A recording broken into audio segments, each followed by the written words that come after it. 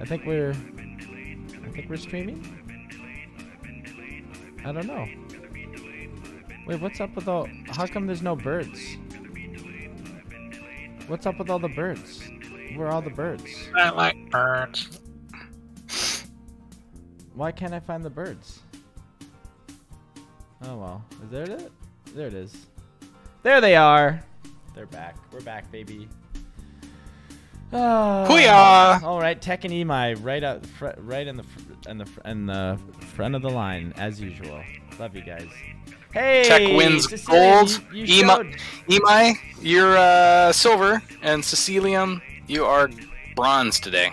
Yeah, we're late. Sorry, guys. We No, it's 10, 15. 10, Yeah. 15. Yeah. We got into some interesting conversation that we couldn't have on the stream.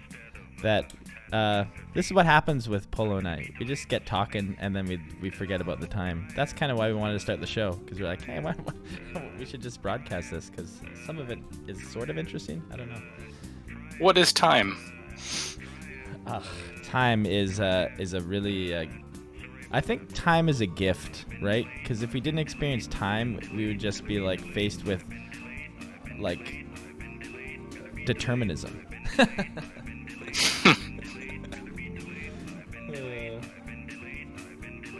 I heard it was a Dr. Dre quote, and he said that he believes that deadlines are poison to creativity. I thought that was an interesting concept. I'm like, I'm not sure if I agree or disagree. not. I vehemently disagree. That you 'Cause know what? I'm like, you're just saying that because you can't finish your album because you don't know what to do with it. But also, that's like a serious point of privilege. It's like I'm a billionaire with a giant studio and like whatever. And that's such like a record producer's mindset. Because like in my experience of working with those big shot producers, they're just like, whatever, like just do whatever you want. You know, like I don't know. I don't agree with that. My best work. Maybe I just need to learn to make beats that good. Yeah, maybe. Hello everybody, Robert. Welcome, Robert. Hope your day has been excellent. Hope your day, morning, evening. What is it? It's morning for us. Welcome, Solent. Hello, Relampego 686. Welcome. Hey, nice to see you. Nice to see you. Bitsy Mouse, Cecilium. Hey, Bitsy. Hi, Bitsy. Yeah. Hello. I didn't realize, Bitsy, you'd only had your Twitter account for 2 years. Like, is that the beginning of Twitter for you, or did you like just change to a different account? I don't know. I felt like you've been around forever, but I was like, 2 years? That seems so new. Anyways. That seems so new. Oh no, I haven't updated the fan art folder for the the art folder for the intro. There's been a lot of new moosies in there. Next New week. moosies. We'll show it. Yeah, changed accounts. I guess technically so did I, because I've got the red Keytar account now. So it's kind of my account change-ish. Okay, I'm gonna just do an announcement in the Moose chat. Is there any point to doing? Oh no, that? we're good. No point. It already alerted everybody automatically. Oh, what? You're I good. don't understand this. I'm a noob on this stuff. It's like, what are @mentions even, or hashtags? I don't know. Twitter. I remember trying to wrap my head around hashtags when they first came out. I was like, what is a hashtag? Oh, hashtags are great because they're just honestly like, it's just ways to organize information, but everyone tries to use them like, look, you'll go more viral if you use a hashtag. I love how that's kind of dying now. It's like, why do I care? Like, Instagram, it actually matters because you're categorizing things. I know video game collectors use it to go like, oh, here's my, I don't know, ZX Spectrum game. I'm going to use the ZX Spectrum hashtag so that only the people who like follow that hashtag, because you can follow hashtags on Instagram. I don't know. I think Instagram does hashtags the best, personally. Yeah, I don't know. Hey, Midnight. Welcome to the stream. Welcome to the stream. Oh, I'm just reading the Mr. Business folder, and Wander, or E. Coli, said, I realize I've been reading business wrong. and it's a corruption of business, not pronounced. Oh, it's a. Yeah, it's a. She thought it said, or they thought it said, Mr. B's knees. That's really good, Mr. B's knees. That's awesome. I kind of like that. I love that. I like that better. It's like, oh, it could be both. I love the concept of B's knees, because like, what is that even? What is the origin of that cliche? Maybe some like guy when did got stung on the. Maybe it's one of those things, you know, when what was it? The reason why they have wigs is because they had like this disease that made them bald, and so like, what was it that the reason why they have those puffy English wigs is because like some royals wore it, and then that became like. It was really just covering up. Became a side the common effect of, thing. like, syphilis or something. Like, I wonder if bees' knees is like that. Like, Oh, somebody wow. got stung in the knees by bees, and then Maybe. they had to like. It's cool to get stung in the knees by bees. Yeah, it's the bees' knees. Like some prince or royals just like, it's the bees' knees, and then everybody's like, yeah, being stung on the knees by bees is cool. And then they just kept on done. Hi, Riboflavin. Welcome first. Welcome. Yeah. Welcome to the land of lore. Can we get this party started? Let's do it. I've got my weird. I'm ready for some music, man. You ready for music? Okay. Let's play some sweet Dialga jams. Oh boy, this song is special. Okay, you ready? What do you think, Agent? Are you ready? Oh. Yeah. Are you sure? Oh. Okay. Yeah. Yeah. Agent is ready. Here we go. Oh boy, I'm so excited. Here it comes, everybody. Hi, Chili. Chili's here. Yay! Huzzah! Wow. Look at that. Whoopee! Look at all those. Look at those beautiful images. Wow. Make art.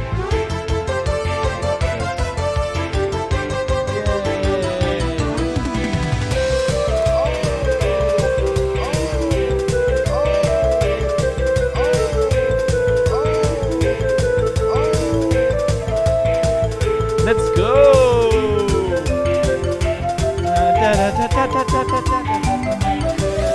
It should read "Let's go." That's what it reads every time someone says that. I'm like, "Let's go." Welcome to the Moose and Polo Show, the most exciting place on the internet. Take it away, guys. Hey, look, it's me. Hey, oh, hello. Oh, look at that frame is kind of like weirdly in the middle. Oh, hey, whoa, phantom moose in the middle, moose on the side. I don't know. So just so you guys know, I don't look at my OBS studio until we stream every week, so it's whatever's left over from the previous week. It just stays around. I used to I would stress myself out a little bit to make sure that it was all ready to go, but now it's like kind of fun if we just leave it. Let's check out the chat. How are you guys doing, everybody? What's new? How's your week? It's another Friday. It's the best. It's the Monday number 5, as we say. Emai's drawing as usual. Robert is silent. Oh, Robert, sorry, I haven't watched your video yet. I think he'd sent these. It's great. Some video work. I saw the video. The edit. You're the video expert. I'm a noob. My video editing is just chop in Premiere. That's what I do. Yeah, but that's how you start. That's literally what you do. As long as it's got a pulse, that's what matters to me. Yeah. First thing I do, drop a track down like Dialga Sweet Jam, and then just go marker, and all the beats. And then I start cutting. See, that's legitimate. Most people don't even know that part of it. So, cool. Well, there. That was an accidental fun fact tip for you guys then. There we go. What I do is maybe I'll show you one of these days. I have a great editing technique. You could do an After Effects demo one week. Well, it'll be Premiere. I have a great Premiere technique that is, it came from doing so many Fields of Green video blogs and dealing with, like, I have a great process to deal with a mountain of footage. All you do is you do it in stages. So you make like a sequence, and then you go through one at a time, you double click on it, and then you find your little clips. like your little clips. You don't even think about it. You just I like that moment, in, out, period, drops into the timeline. You just go over all and you do the whole batch. Selects. Yeah, well that's those are your selects, and then you duplicate that sequence, and then you do selects version 2, and you just go through it, and then whatever doesn't feel right, just delete it. And then do it again, selects version 3, then you do you watch the whole thing again, and then you delete it. So it's like you're saving your progress, plus you're like letting yourself be like giving yourself versions. So by the end of it, like I never go back to the first selects comp, because like I don't need to. And then once you get enough selects, then you make assembly, and then you play with time. Then you find your moments and move it around. So it's like you have to follow the process before you get into the creative work, but that process allows for the creativity to be much, much better. I'm gonna change the song here. Hold on. That's better. Sorry guys, that was a bit chaotic. It makes me feel anxious. When Moosey says selects, I legit thought he said Silent. I mean, I might have. Listening back to these streams, I'm realizing I don't talk real good sometimes. I don't talk as good as in my head I do, but that's okay. It's Lunar New Year coming up. When is Lunar New Year, Tech? And it's cool that you're doing some deep cleaning midnight. I really legitimately need to do the same. Our place is an utter disaster. The thing is about like being busy people with, companies and businesses and work and a toddler. Oh man, it's just the house is just stuff everywhere. It's just a disaster. Dude, I live in that same house, important. My friend. Yeah, it's something real, isn't it? And it's sort of a lesson in what is the point sometimes? You're like, I should tidy up these toys for the toddler. Why? The toddler's just going to come in and destroy it again. It's just like, it's like a the definition of an anxiety. It's like, insanity is, meditation's a good idea. Insanity is like doing the same thing over and over and expecting the same different results. Different results, yeah. Maybe the toddler won't tear everything apart this time. No. Although I'm finding my first Forrest, he is like chaos, right? Everything is just like chaos everywhere it goes. Second, chaos Emery Muppet, as they say. is the opposite. Emery loves cleaning up. He loves putting things back where they belong, and I'm like, yes. It's like that's because you can't change. Like it's like a personality trait. You can't I can't train Forrest. Like you can help him find it's a weakness of his, so we just gotta give him processes to help him cope with that. But I'm just like, oh wait, Emery's just naturally he enjoys it. He's gonna be one of those guys that just loves those games where you just make things neat and tidy, or he's gonna want to make his room a vibe instead of throw it in the closet, whatever, as long as I can have my music or my I was gonna say comic books, but I guess it'd be video games. Well, some people still like comics. Comics are good. Yeah. I've been reading Calvin and Hobbes to my son and realizing it's a little bit too existential for a 4-year-old sometimes. I was reading some new Garfield to my youngest, and man, new Garfield is just it's kind of weak sauce. I'm reading it, I'm like, where's the humor? Going through and I'm reading these, I'm like, I can't even be bothered to read these jokes to the kid. Are they even written by the original, or is it just farmed? I have no idea at this point, but I still love Garfield. I'm still, he speaks to my grumpy soul or something. I don't know. I love just the general malaise of Garfield. Hey, anyways, thanks. Diaga says my actual very first job interview for internship incoming week. Awesome. So nervous. Any tips? Being on that, you've been on the other side of that interview table before, Polo. Any people. Tips? I've got a hot tip. My hot tip is to people will ask you for tell me about a time where you did X or whatever. Tell me about your problems or what's a great example? What's your greatest weakness? Ugh. Right? So people will ask these kind of throwaway questions. They are looking for something. They're just looking to understand you, because they're trying to understand if they're going to take a risk and hire you, are you going to be reliable? Are you going to communicate consistently? Do you have the chops to do the task. But one tip is to use the SOAR models. It's like, tell me about a time when you experienced conflict and what did you do about it? Well, the SOAR model is really great because you're like situation, obstacles, the actions you took, and the results, right? So you're like, here's the situation. I faced this, Johnny and I were arguing at the office. And because of that, we couldn't get the video done or whatever. And the blog post was incomplete. And so the actions we took were we went out and we just hugged. And then because we hugged, the results were we got the video done on time, and it was the best video ever. We had a good cry. We felt closer together, and the work was done. It's like there's an example of like, here's how to structure your response, and then it looks like you're, for the interviewer, they're like, oh, good, this person can actually think through the structure of how to solve a problem. Yeah. Fantastic. Yeah. That's what they're looking for. And don't fall into the trap of being like, I'm just too organized. Unless you want to say I'm too organized and it gets in the way of my creative process. So how I mitigate that is this. So it's like problem solution is what is most likely what they're looking for. And in my experience, I haven't done as much as Polo, but in my interview process, the times what we're looking for is we're going to be spending a lot of time with that person. And a lot of it, we just want to say like, are you going to are we gonna be friends? Like, it's in a weird way. There's part of it. Are you gonna get along? Yeah, it's like a friendship thing. And are you willing to learn? Right. So whatever you can do, not posturing yourself to be like this, but actually like be yourself. Don't posture. Yeah, and like legitimately be like, you're gonna if you don't take feedback well, it's like you're gonna have to learn, because that's probably the number one thing that they're looking for. It's like, can you respond to notes even if it goes against every fiber of your being? It's like I'm still learning that. Like it's the hardest part. Yeah, but that's like, yeah.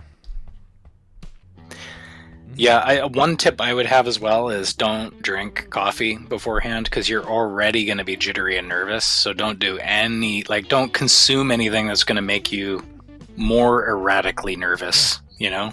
Like the more sort of grounded you seem, the better. So, and pro tip on coffee: before you go to coffee, just chug some water with like a little pinch of like salt with electrolytes, especially before interviews and stuff. Just like so often, like even when we're hungry, like we think we're hungry, but we're actually thirsty. Like most people are like very not as hydrated as you could be. So yeah, good tip. I didn't think about that because I make that mistake over and over. It's like you over caffeinate yourself, and then it's just like that's like a recipe for a panic attack, at least in my experience.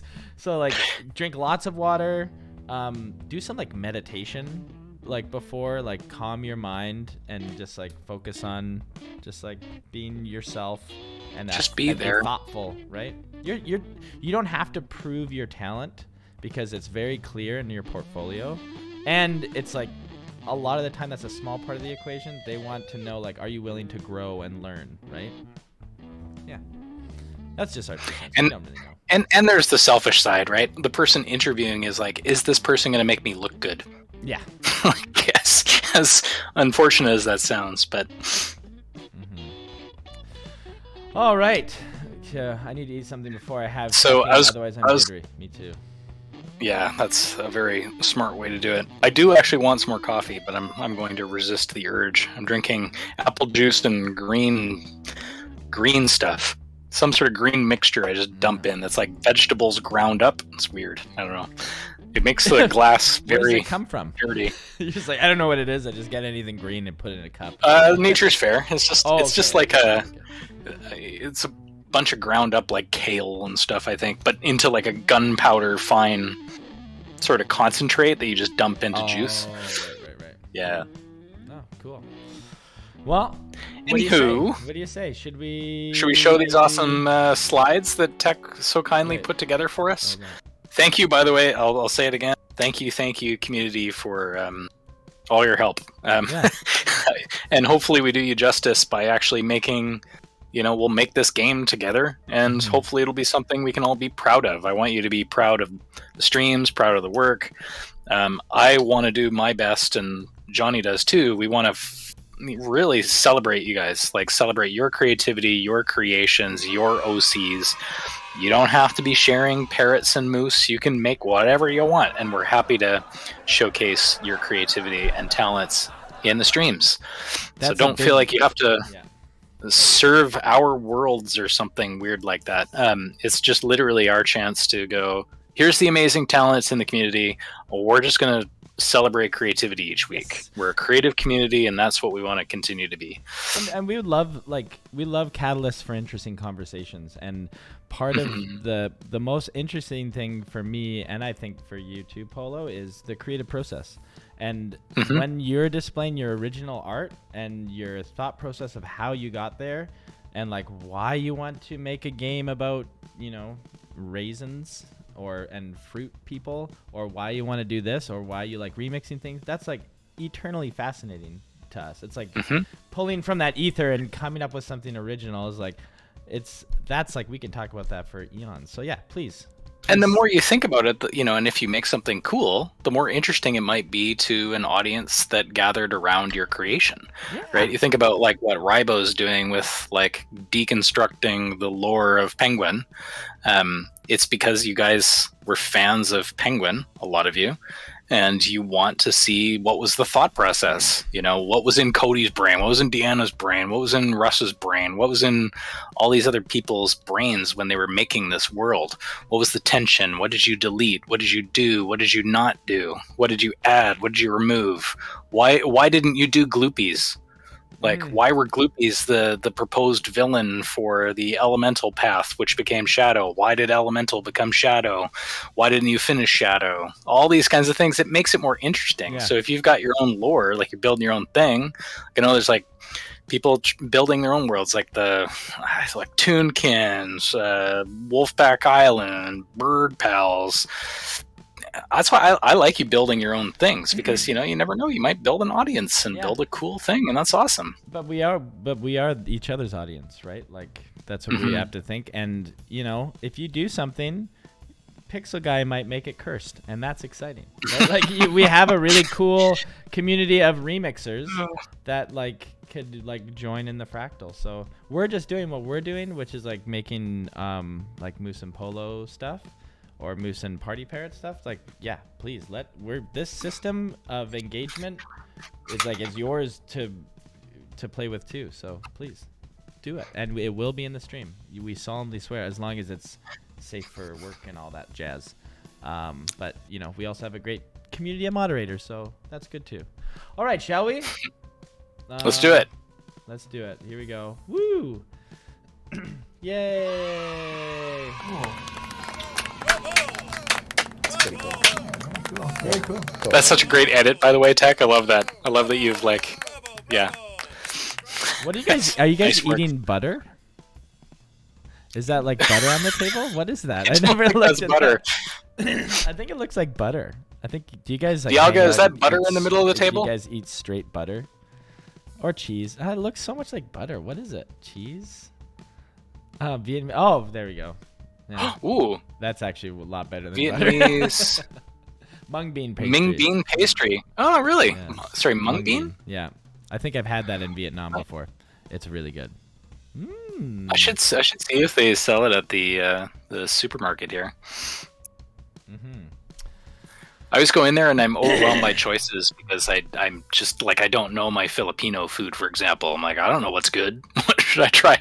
No idea. It's kind of one of those things you kind of need a friend who's just deeply entrenched in that culture of cuisine, so they can teach you. Yeah, or just like know a Filipino family that you can have it right from the source, because even better when my brother-in-law got married in the Philippines, and so it was really fun. We went there, and like his wife has this awesome family like way up in like northern Philippines, and like nowhere near touristy, and it was just like the hospitality and the openness was just so wonderful. And then like you just eat what they eat every day, and everybody's participating in the process, and it's like a community feel. It was really wonderful. And then you go to like a Filipino restaurant here, and it's like nothing like that. It's like Americanized or Westernized. Like it's so good, but like it's a total different from like what the what are people cooking from home, from their gardens, or from Like, where are they getting the food from their local environment and producing it for their family? Like, that's what's really good.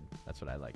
Yeah, authenticity is nice. Like we went to, we had a bunch of the. This is back in the Penguin days. We had a bunch of the Chinese team. So a bunch of folks from mainland China, one person from Taiwan. We went to Dragon King, and they were like, "This is really good." They were so surprised. They're like, "This is real." Authentic food. Like, what? How is this in Kelowna? I don't understand. Dragon King is pretty good though. I've heard good things. All right. Okay, guys. So we've got some best of first on the docket. This is some best of. Hold on. I'm just gonna play some best of music here. Okay. So here's the first clip. Here. We've got a great, big, amazing, with new intro picture, thanks to Tech and Dialga. So I think I should go get coffee now. Shall we show? Oh yeah, wait a second. Here we go. Awesome. Oh, and by the way, I think I saw some folks going, "Hey, when are you gonna actually talk about gameplay and all the rest of that?" Whoops! Oh no! Oh no! Whoa! I forgot what I'm doing. What am I doing? There we go. There you go. There's the gameplay. Hey! Sorry. Okay. No, I just leave the stream where it was from the last one, so I don't even know where the positions are. No. All right. To continue. Oh. Did I give you a panic attack? Oh, it's too much me. Way too much me. I could go Like, for some make it more of shrink. you. I could go for some more of you. I think just a little less is good.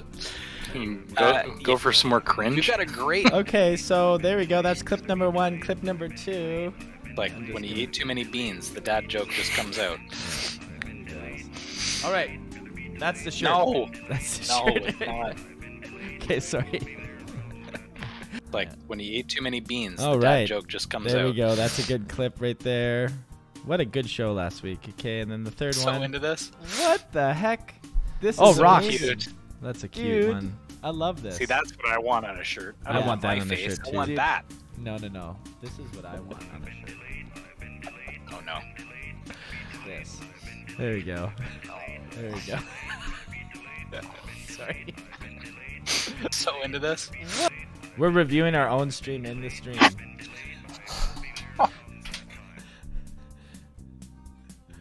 Okay. Are you okay? No. No, is that too much? It's hurting.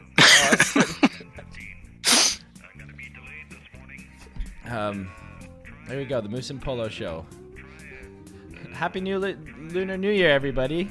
It's a year of the tiger. This stream is brought to you by Tiger Wolf. Hey, that's pretty cool. Hey, look at that. That's the me and the Nate. What's the story? What is the story between like you and the wolf? Well, a fun fact is Nate's been my best buddy since, he's one of the first folks that I got to know when I moved to Kelowna, right? So we were buddies long before, eventually he ended up working at Disney as well. So just small world stuff. I don't know. We just wanted an excuse to hang out together, and so we started a podcast. This was actually back when I was still at Penguin when we started the podcast. I just needed a creative outlet, or even just an outlet just to hang out and talk about stupid stuff. So yeah, we love Romance of the Three Kingdoms. So Tiger Wolf is a strategy in Three Kingdoms, and so that was kind of the name. It was like, this is a cool name. This Tiger and Wolf, and his middle name is Wolfie, actually, because he's Estonian. For real? His middle name is origin. actually Wolfie? Oh. Yep. So it was kind of like, this is kind of fun. I guess I'll be the tiger. I don't know. Yeah. Which was a nice break from, like, I was getting a lot of, like, Polo, Polo, Polo, and I was like, be Polo for a while, you know? Tiger Wolf. I like that. I like the strategy. That's cool. All right. This stream is brought to you by Dialga and Tech's Vietnamese restaurant. Okay, let's see what's going on here. This is our sponsor, and we value our sponsors. Here we go. Welcome to Dialga and Tech's Vietnamese restaurant. Chúng tôi chỉ có 4 món ăn, which means we only have 4 food items. The specialty Dialga dish is pho gà, a flavorful chicken noodle soup. There's also the Dialga dessert, ban do san, a mung bean pastry. Get both for the low price of $222.39. The Tech Chef Special is pho ball, a beef noodle soup with savory aromas. It's Tech's favorite food in the world. Tech's specialty dessert is the super fragrant durian fruit platter, also known as dry celery. Get both for the low price of $70. We are open for business from Monday to Monday, 24 hours a day, so stop by today. Beautiful. All right, that's what this stream is brought to you by. Legitimately. Okay, go and get Awesome. your get your special Vietnamese dishes. I love Vietnamese Love it. food. I love Vietnamese food. It's like my favorite. Okay, so next we got So good. I love those nice thin like rice noodles and. All right, your creative Twitch submissions. Roundpego686 view video and then another video. Wow. I did some movie series party concepts on Club Penguin. This is awesome. If he was alive. And I'd like to share them with you. So I made this on Adobe Flash and Adobe Animate. Oh boy. Here we go, everybody. Let's watch this.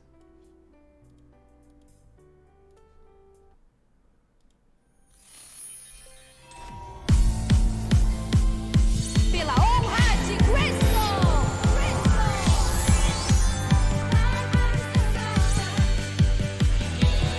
Vamos vencer no final.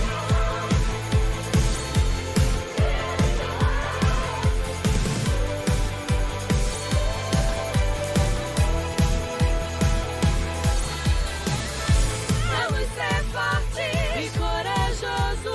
Continuar e juntar nossa força, não desanimar da luta. Forte sempre ser.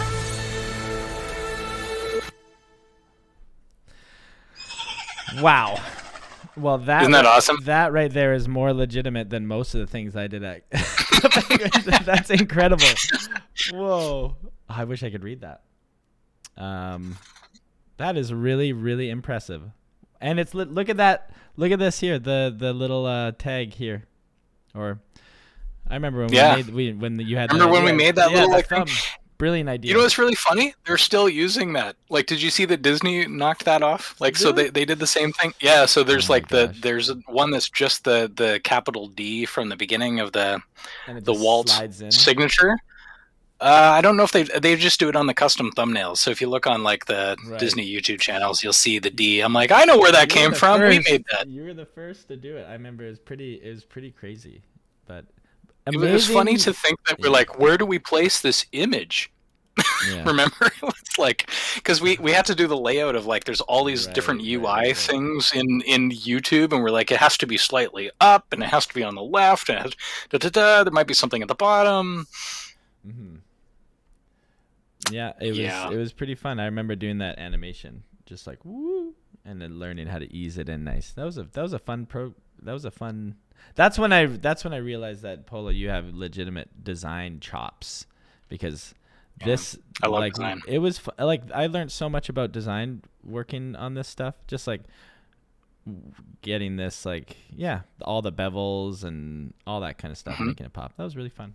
But great job, fun to learn. Pego686. That was So awesome. That was and fun cool. fact, I love She-Ra. Actually, when I was a kid, I actually preferred She-Ra over He-Man. oh, Because I was a little bit more of the feminine boy, which is why I'd get called names when I was a kid, which was lots of fun. And people calling me fairy and stuff. It's like, okay, whatever. Because man, the Horde is awesome. Like Hordak, and I was so pumped when like Netflix and DreamWorks worked on the She-Ra reboot. I was like, heck yes! And it's like that the She-Ra series on Netflix is awesome. It's so good. Yeah. That's wicked. All right, next Pixel Guy. I think my moose is. Oh, I'm gonna get some coffee. Here we go. There we go. He's out.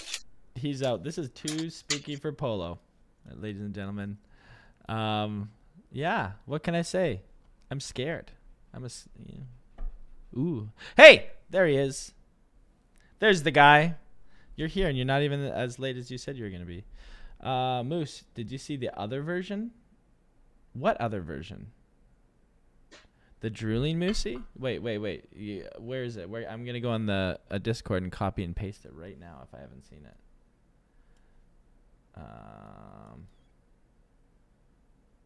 Okay, DM me and I'll put it in. Oh, music time. I need to get new. You guys, can you hook me up with some more music for the stream? Just like put it in Ask the Stream or DM me something. Just like stuff like this. That's just like good vibey stuff. I don't know. Anything. So as long as it's original and it's made for the stream. Yeah, hook me up. I'll put it in because right now I'm kind of like trying to figure out what it is. Or do you like the stream? I don't know. Let me know. Do you like the music? Is it too repetitive? Whoops. Wait, I'm gonna go on the Discord. Oh, you can see my screen. That's what's weird about it. I gotta be careful. Okay, Discord.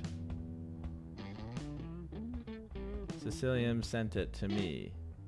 What a lucky guy I am. Oh, what? What is this? Aw, he's not scary. He's just in love, you know. I think what's making this the most scary is just like the pupils. So I'm just gonna go in, or like the lack of pupils. So I'm just gonna go on, get in here and just like create some, you know, just like give them little pupils, you know, just little guys. You know, sometimes you just need a little cute little pupil to make yourself focused. You know, I should be doing this in Photoshop. There we go. That's a little less scary, don't you think? It's just the lack of pupils. They're just like nothing's in the brain. There's like, but this is a little bit nicer, you know. Oh, cute. Good job, you guys. Slender Moose. I don't know. Could be more scary. Well, maybe you can make them like red, and then those red eyes can be like really spooky. Yeah. There we go. All right. Pixel Guy, the moose, has been around longer than we originally thought. I haven't seen this. This is awesome. Oh! That's awesome. Let's check out some art, shall we? I need this as a tattoo. This is so cool. I love that it's not even a suit. It's just like a business. That is awesome. I'm going to wait till Polo needs to see this. Moose Chat. I just had a crazy idea. Would you guys... I know that we're switching over to a party parrot exclusively in the design. Which is a good move because we want to get to... we want to like start just focusing on one so we can get something out the door first. Maybe we make a moose chat. Just like a really dumb moose chat where it's literally just like exactly like penguin chat, but it's just moose chat, not even suits, or moose and suits chat. And then you're just derping around, talking, chatting, hanging out. Would you guys do that? Just exactly like this. I might even try to make it. That's awesome. Like, what would it be? Maybe we like design the same rooms to like have like, but instead of like the North Pole, it's just like little business things. Suit chat. Suit chat, Cecilium, you got it. Oh! Would you look at that? I love it. All right. I don't want to move on from this. Oh, you'll love this, Polo. Check this out. Sorry, Pixel Guy. I promise I'll watch it after. Watch what? Sorry. Well, what I missed. Oh, it's just I'll have to go back and recap. Yeah. Check this out. Pixel Guy made this. Have you Love seen it. this? No.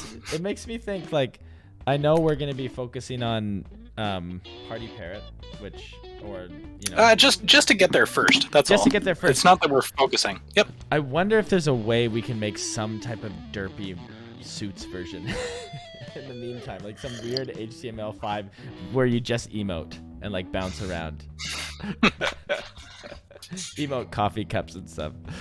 Cause like starting it and just watching this is just so funny. It's like it'd be pretty hilarious to get some like community-driven moose chat thing. Okay, I love it. That style, seeing the moose in that style, so fun. Who did the original 3D models? Was that Lance? Lance? I love it. It's just like I just need a simple shape. Here we go.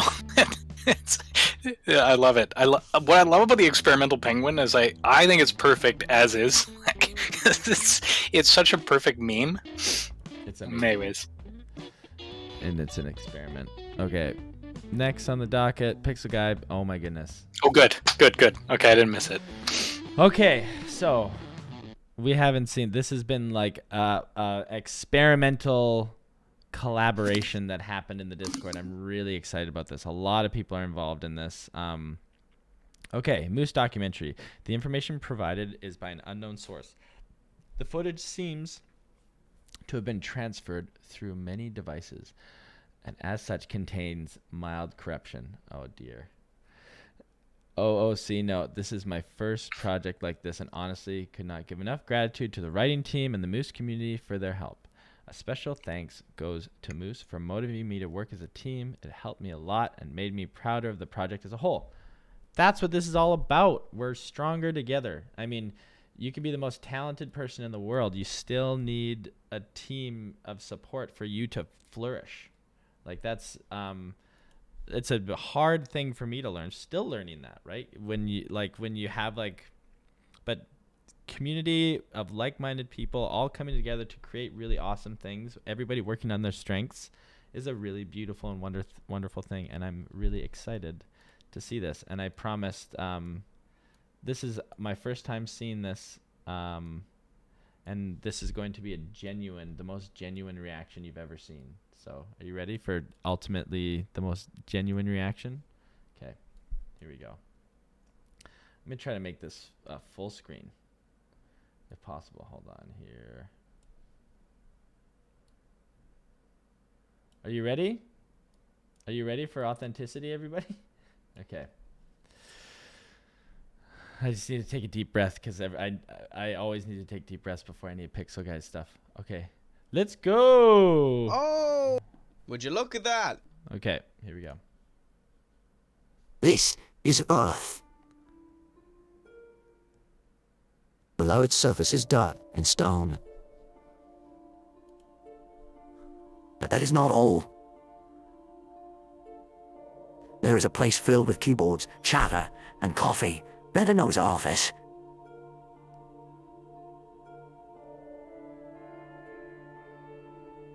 These are Moose, the Oh, no. inhabitants of such a place. Collectively they are called a business.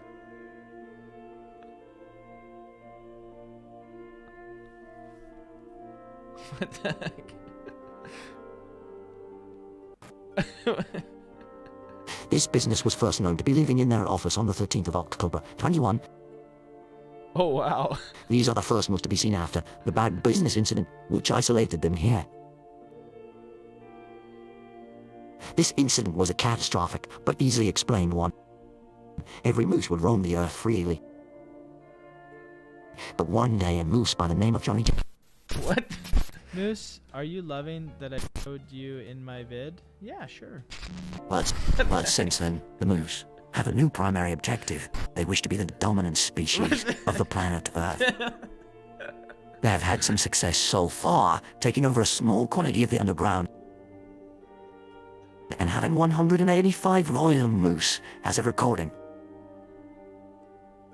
These moose are very keen on working, but we are unsure what working means for these obedient moose, because they all seem to do different tasks at their own will. We managed to get an interview with an anonymous moose to further our investigation. I'm so scared. I'm so nervous.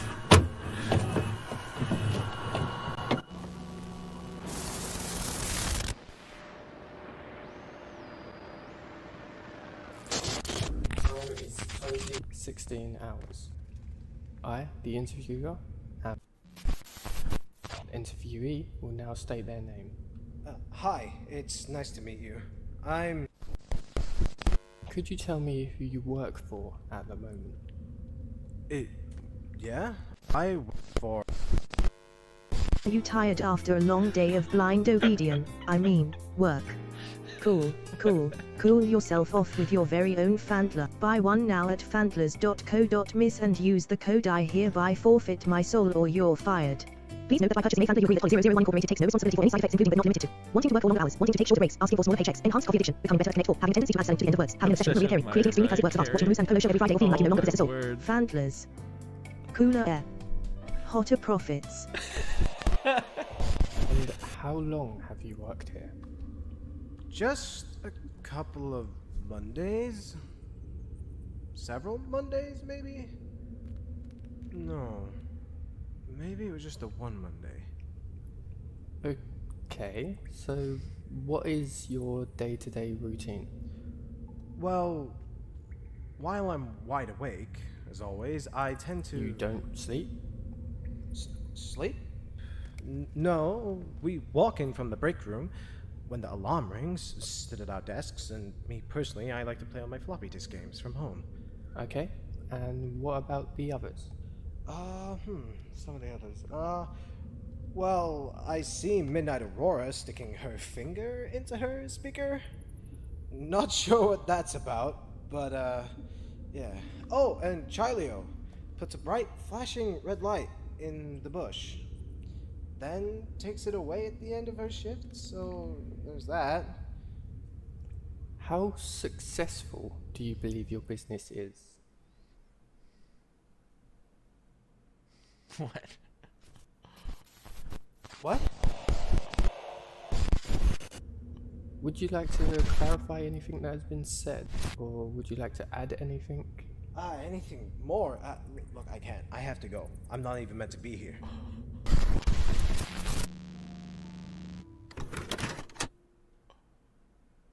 The Moose, very delusional individually. They have different ideas of what working means with no real direction. This does not seem to be a healthy, productive workspace. But they are not so different from you and I.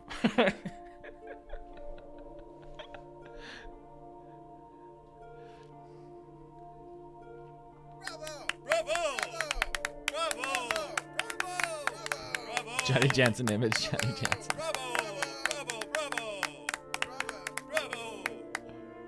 Wow. Yeah, this is brought to you by 15.ai. Don't forget about it. Pixel Guy and Cecilium. What amazing voice acting, you guys.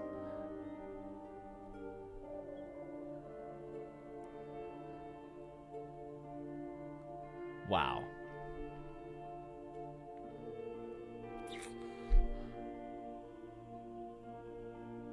No moves were harmed in the making of this film. Thanks for watching. Oh, is there going to be anything? Oh. You never know with Pixel Guy. Wow, you guys. That just blew my mind. This is so fun. I can't even believe it. That was so awesome. That was so creative. My favorite moment. This. That just blew my mind. Where is it? When the Earth with the antlers. Yeah, this part. It's so good. It's like a total. It's so perfect. What is it? I love that it explodes. Yeah. There's there's that frame where it's like, is this exploding when it hits? Or, no, it's kind of exploding, kind of becoming like two celestial planets merging, perhaps. Who knows? So just so you know, this came out of Pixel Guy doing really awesome, was animating Club Penguin Moose in the Moose and Suits world. And I just thought it was awesome, but also we're just like, we'd prefer not to kind of go into that category. We don't want to mix. We don't want to mix too much. And then it was like, we have assets that Imai created, and we have some lore in the works. Let's create something. Just and lean into it. People involved, lean into it. And it was wow, that was just so cool. That's one of my favorite videos. It's so satisfying. And Cecilium and Pixel Guy, great voice acting. Cecilium, your voice has a familiarity to it. I can't put my finger to it. Yes, round of applause for everybody. pretty cool. Yeah, that was just awesome. And this is what we're talking about too, is like we're highlighting your creations, right? This is your creative work and you're doing it for your fun and you're learning stuff too while you're having fun. You know, that's the dream state. I mean, it's kind of like, I think Moose, you've said before, you're like, there's a lot of stuff you were just learning on the job, you know? Oh my word, when I was making like that kind of work, that original work where you're not really tied to any parameters or like there's no organization that's like forcing you into any boxes, you can learn so much. Like all of my this song is intense. All of my best techniques come from me doing stuff like this. And like I can see the learning already. Like I can see little bits. Like I wonder if Pixel Guys did that for the first time. Everything you learned by making this project, you can just keep in your back pocket for future projects, and then keep doing it and doing it. I was talking to my cousin, who's a really good programmer, and just talking about their process, and it's like, yeah, everything I do, I can look back at to when I learned that in like some type of like curiosity-driven project that makes you. And when you're learning, it's nice to have things to pick apart. Yes. You know, you're not starting from a blank page. I think the first thing you want to do is eliminate the blank page and find something. That's why I actually define some sort of box. Like it could be like, oh, I'm going to make something about Sim City for the Super Famicom. It's like, I don't know, what am I going to do with it? It's not, you know, I don't know what to do with this. How do I remix this? Okay, I'll pull it apart. I'll take this text. I'll take these image. I'll take this graphic design element from the top. Oh, there's a ribbon. Okay, I'll punch into the ribbon. And you just use the nothingness. Not saying this is nothing, but I'm just saying it's a random object. Use the randomness to your advantage. I think that's what's really smart about this is you've taken these random ingredients and you've just made something out of it. You know? Yeah. Because there's not necessarily a coherence yet. I know people are saying like, hey, yeah, totally, everything's a remix, right? It's like people are saying right now, they're like, oh, what's the story? What's the lore? What's the story of Moose? And it's like, well, maybe we don't know yet. Maybe we partially know. Maybe we don't. Maybe it's more fun to pretend we don't know. Yeah. Maybe we do know. Maybe we don't. But part of it is like there's a creativity in incomplete information and turning that into something. You know? Absolutely. Like it's actually more fun to take the deleted scenes and make some sort of new thing out of it. You know, actually an example, if you've ever read it, someone, I think Dark Horse published a comic book that was based on the original Star Wars script when it was called The Star Wars, where everything is totally different. It was like Star Killer or Sky Killer was Luke Skywalker. And so they made brand new art, like threw away all of the Star Wars canon and wrote or illustrated a brand new comic based on the original Star Wars script. Right. So it's just fascinating to see, okay, here's something that was an incomplete like draft throwaway, and they made something brand new out of it. It wasn't a huge hit or anything, but it's an interesting creative project, you know? Totally. It's like, what do you do with this? Yeah. And that's actually one of the reasons I started with, okay, well, we'll start with the element system because it's something, so you're not starting from a blank page. It's like, okay, here's a bit of a system. Okay, the plants and the minerals, here's a bit of a system in nature. And we're just drawing from something so that we're not starting from a blank page. We're starting from, you know, a bit of a framework or a template. And that's why when you're coding, people pick like frameworks. So you don't have to think it all out. You're starting from some... Anyways. And that's exactly, like, to bring it back to, like, the mission statement, I guess you'd call it, of what we're trying to do here, is, like, give you that jumping off point. That's why it's, like, I've seen stuff like that and seen, like, so many genuinely talented and inspired, like, people, like you yourselves, come together and make something brilliant like that. It's like, that's awesome. Like, let's keep doing, anytime you do stuff like this, especially in the community, like, we will show it and we will react again, as long as it's, you know, safe for work. It's the cursed stuff. Pixel Guy is like, it's like a tightrope walk, which is what makes it kind of feel like, woo. So I think you've mastered that skill.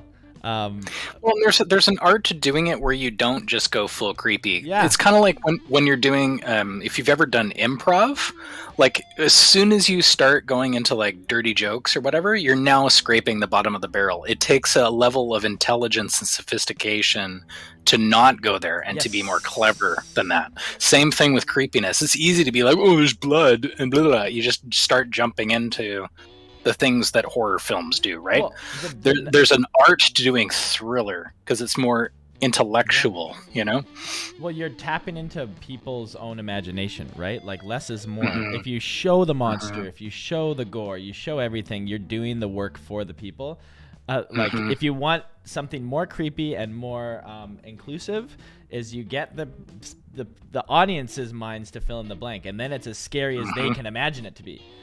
And then it's accessible. Not well.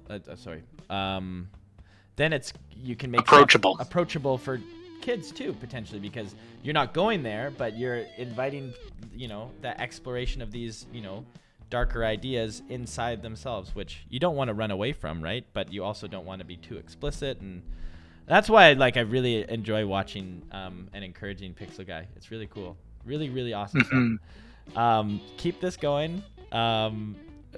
If there's anything we can do to help, the only ask would be to just involve the community as much as you can. It's like the more we can, the more you can collab and celebrate each other. You know, that's awesome. That's part of being a creative community rather than creative individuals showcasing their portfolios. You know, and Pixel Guy, that seems like something you're naturally good at. I know, if we were to flip it. I know you've mentioned in the Discord that I don't do original art. I need other people. It's like you can see that as a disadvantage, but it's a huge advantage and a different. Isn't that how you describe yourself though? Yeah. Like you've kind of said that to me. Yeah, totally. I very much rely on community to create stuff, right? Like that's. But the spoiler is no one is original. Even those who can draw. They start from a reference. Like everything is a remix. Yeah. Even though you've developed that skill, which anybody can develop, it's just a time thing. Yeah. Anyways, and that's why, when the stereotype of the jerk director or the jerk creative, the reason why they've adopted that. They've put up those walls and are just unapproachable and mean and ultimately unhappy. Those stereotypes come from taking ownership of things that. It's this delusion that you're the brilliant person that came up with it all yourself. So it's anytime directors and films, it's just a marketing technique. What people don't realize, everybody looks at the director and the top billed cast, but oh my goodness, what I was watching, I forget what show it was, but I was watching this show and I was like, the script writing is meh. But the show was killer because the production design was on point, and because I know a bit of the process, and I was like, the set deck was so good. The production designer tied together the themes that were missing in the script. The production designer, who's one line in the credits, in my opinion, took you saved this episode. Yep. So it's understanding that we're way better together. The collective makes it win. Star Wars, a Star Wars episode succeeds or fails based on the execution from every component. You look at it, it's I go back to this reference where I feel like we failed a little bit in the execution of what's it called? I'm a Mod, the hip hop track we did. I don't know if you've seen it, but it's because the parts weren't fully there. It was there were some elements that were great, some elements that were not so much. Right? I think that it's testament to the true skill of those rap battle guys. Their raps, it's not we didn't do the formula right. It's that's a specific talent that you only get good of by doing weekly videos for over and over and over and over. So attempting to do one parody and do it and the only way to nail that would be to get those rap battle guys and be can you do it? Yeah, get the experts. And so I think for like the purposes of what you did, I think it was like as good as it was great. Like it was awesome. Oh man, like Meg like nailed it. Like she did. She worked so hard. I think the thing I love about her is she was willing to put herself out there. It's kind of like the same thing that you did, Johnny, where it's like you were willing to just be like, I don't know, and I'll just do my best. Here's the information I have. I'm going to make the best thing I possibly can with what I have. This is my tool set. This is what I know. Put it out there. And then we'll learn and improve that for the next one. It's kind of like your sneak peeks, right? Your sneak peeks evolved over time. Yeah. And, you know, Meg did such a good job of evolving over time. And I kept pushing her out there. It's like, here, you're going to edit this video. Blah. Here, you're going to do this. Blah. You're going to write some scripts. Blah. And she was an absolute soldier about it. That's awesome.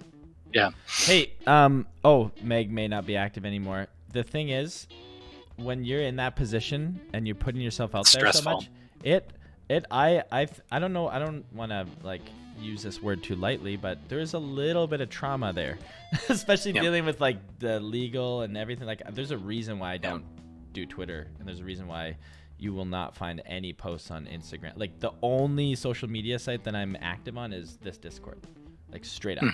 Like, and I think it has to do with like having that responsibility of like, there's like Disney legal, but like tons and tons of kids that were. No, it's also like people being idiots to you, right? Like, so it's stressful. So, and I think unfortunately she had the brunt of a bunch of people blaming her for the shutdown of Classic. Anyways, which really sucks. Anyways, let's move into the fun stuff. Before we move on here, I'm gonna lay down the gauntlet. Is that what it is? I want a challenge. I have a challenge for you, Pixel. Challenge.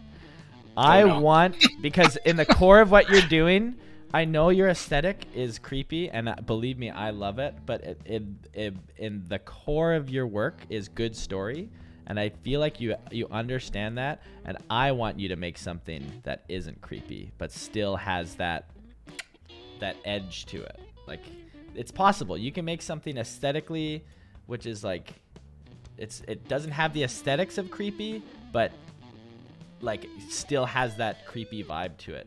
Because if you can do that, and maybe Party Parrot is good, or like maybe not creepy is the right word, but like tension, drama. It's like if you can nail. I want to see if you can do tension without creepy. Yes. Because if you have the potential to do it, and it might be confused. It's like that thing I talked about last stream of like, where's your source at? If you can nail that, then it's like the world's your oyster, and you already have tension. Tension is the key to story. Yeah. Like without, I mean, remember this, Moose, when we were talking about making a documentary about Penguin? It was like, what's the tension? Back in that day when we were working on it at the beginning, like 2012, I think. 2012, 2013. No, it was 2012 because you went to Hippo in 2013. There was no tension. It was like, what's the tension? Yeah. There wasn't really enough. Finding the tension and resolving the tension are the two key pieces to your story. But I think you can do it, and if you need any help with that, we'd love to see it. But there's a lot in what you did in bringing together all the community members, and not to say that it's. I'm speaking to Pixel because Pixel did the execution. I guess this is for like everybody. It was very collaborative. Yes, it's very so this is a challenge as a whole. I think making a video series like this and expanding beyond Moose and Polo to like, if you want to just start working on a format of collaboration, I don't know, I'm just speaking out loud, where it's like you're producing a series collectively like this. Yeah, I mean, that first of all, it's the best way that we can, like, if we have any like our ask is just keep it original. Like, just keep it like, you can use Moose or Parrot if you want. You could use snails if you want.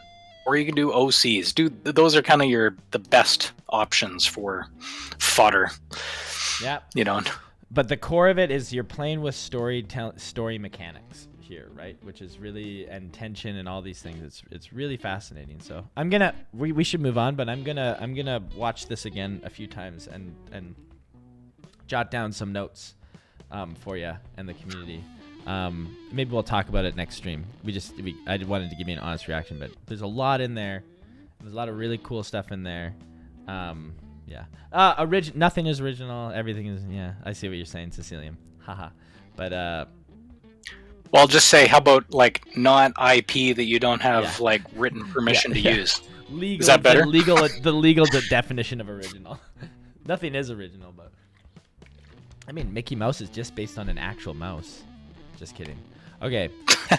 Okay. Sponsor. This stream is brought to you by Quacks 444's Woo Hooves Antler Shine. Woo Hooves. I love that. Nice one, Quack. Puns. There's a dad in everyone.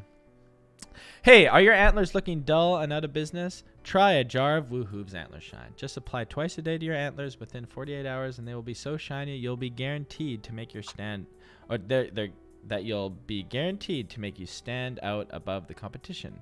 Now try the new pine needle flavor.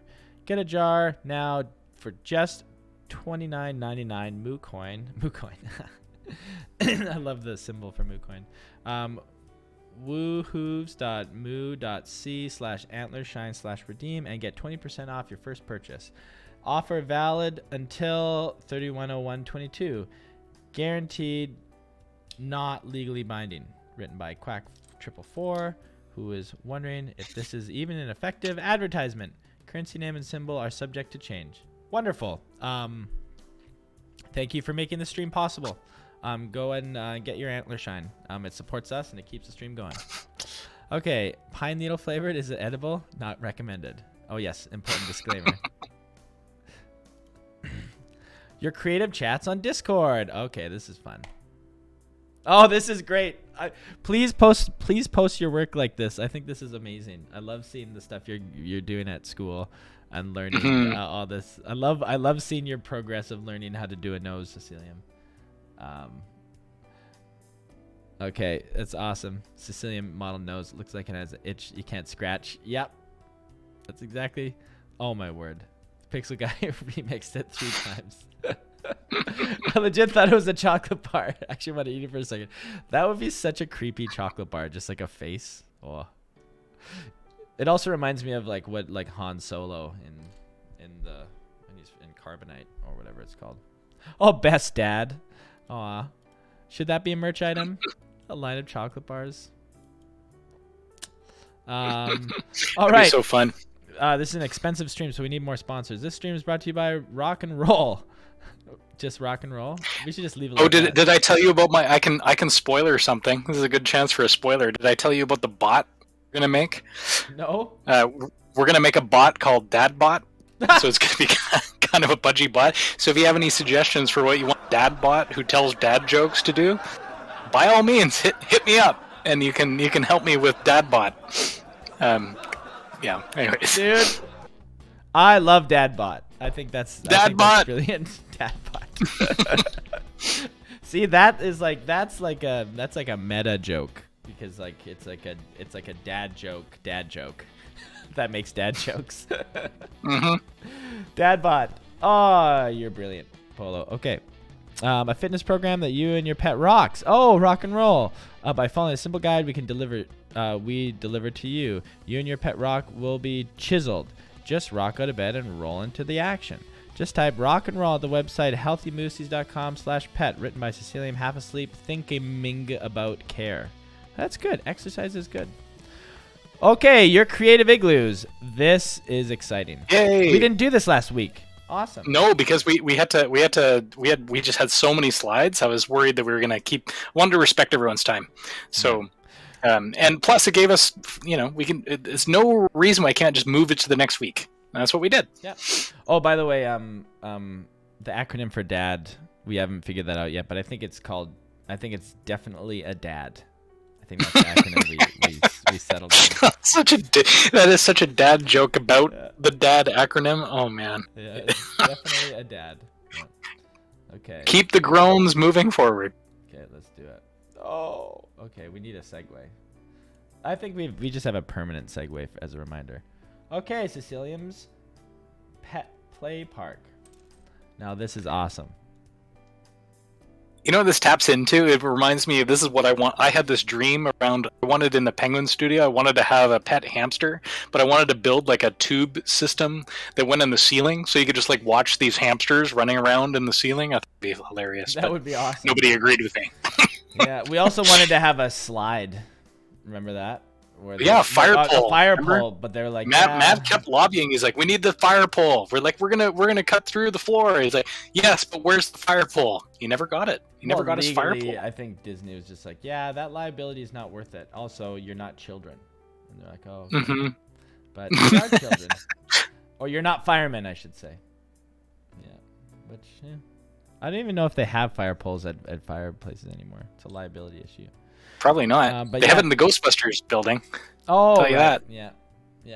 You did tell me that just now. Okay.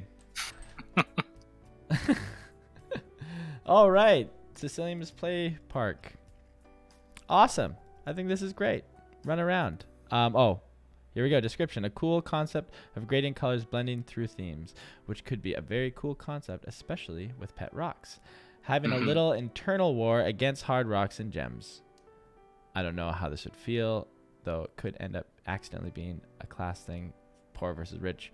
Molten. Yeah, you got to consider all those things, right? Stories are a powerful thing, and if you're not considering what, especially if it's like a play story where you can repurpose it, like the theater or the community theater, I keep forgetting, the stage at Club Penguin. When you write those scripts, you got to be like, how is this going to be used? Yeah, how can this potentially become like a harmful narrative like that? So good consideration.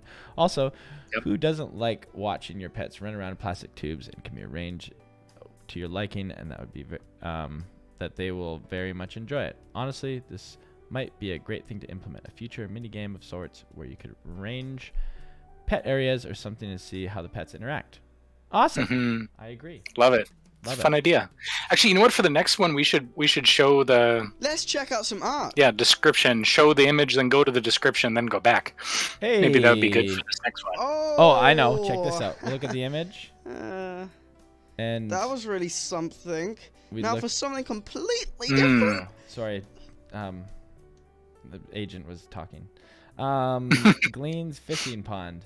This is so good. I love this is what I'm talking about, with people using the igloo in a very creative way. It's like, look, where's the igloo in this picture? Where's the snowy island in this picture? Guess what? Not there. Because someone's just completely covered it with creativity instead. Yeah. You know? It's great. It's good. Oh, no need to be sorry. We distract ourselves all the time. I wouldn't worry about it. I would worry more about us, like, stealing too much of your time if you're hanging out on this stream. Yeah. Okay. And I'm gonna just do this. Watch this. So we can see it. Whoa. Oh yeah, that's cool. Nice. Yeah, just something like that. Are you able to read that? I gotta duck out for a second. Yeah, sure. Okay. Glean says, "This is an igloo I'm very proud of making." Again, I would argue this isn't even an igloo. It's just really this kind of really cool fishing pond. It is actually a fishing pond. I don't see an igloo. I can barely see the snow. This is a fishing pond, which is actually a pretty fun idea. I've been thinking about it would be really cool to have. I was thinking of the game like basically a catch and release game in Parrot. So this is kind of a fun suggestion of like, okay, Glean says, this is very proud of making. I really love to make fishing / water-based igloos. So this is one of my favorite themes to see in design. This igloo takes full advantage of the trick-or-treating cabin igloo on the left, hiding the other houses. Very smart. See, that's what I mean. Clever remixing of, you've got some source material, but you've really kind of thrown the source material out for the most. And you've made it something of your own. I also really love the sort of perspective design with the cabins on the left and right of the pond being on an angle, so a little bit more isometric, giving a sense of depth in a way, along with the bridge linkage of the cabins. Lastly, I just really love bodies of water, peaceful to look at and be around. Yeah, that's totally true. And yeah, I got to give a huge props to Freya's concepts that she's working on for the sort of hub room. We don't know what we're going to call it yet. Call it town, call it village, call it whatever. I really loved that she brought in ponds. I didn't even think of the idea of putting a pond in the main, like a main hub room like that. So I'm sure you've seen, she put like a bit of a pond underneath like a risen platform. It's a little bit like Endor from Star Wars Return of the Jedi. Has this sort of raised, elevated wooden platform that links out to each of the buildings. The one thing I did ask, and just so you guys on the stream know, is a production update. One of the things I want to do is I want to make sure that Party Parrot, like the village, the island, that I want it to feel like it's big enough but small enough. So drawing inspiration from sort of these like like cities that are smaller than 1 million in terms of population, like your Brightons, your Portland. Portland in particular has all these little villages, so there's districts. So you go and there's a distinct vibe in each of the sections of Portland. If you go to Southeast Portland, it has a particular feel. If you go to downtown Portland, it has a feel to it. But not so much the downtown city, but the village sections of the city, and they're like squared off. When it's a commercial building, it looks like a commercial building. It's square at the top. So one of the points that I wanted in the record store, for example, is to have a squared off commercial building look to it, rather than the sort of looks more like a house right now. So I want to make sure that the commercial buildings, like going into a shop, it should look like a shop. You should get that snap factor of, see, it's a shop, rather than, is this a house? I don't know, right? I want to let the houses look like houses, and the cabins look like cabins. And the snozberries taste like snozberries. Sorry.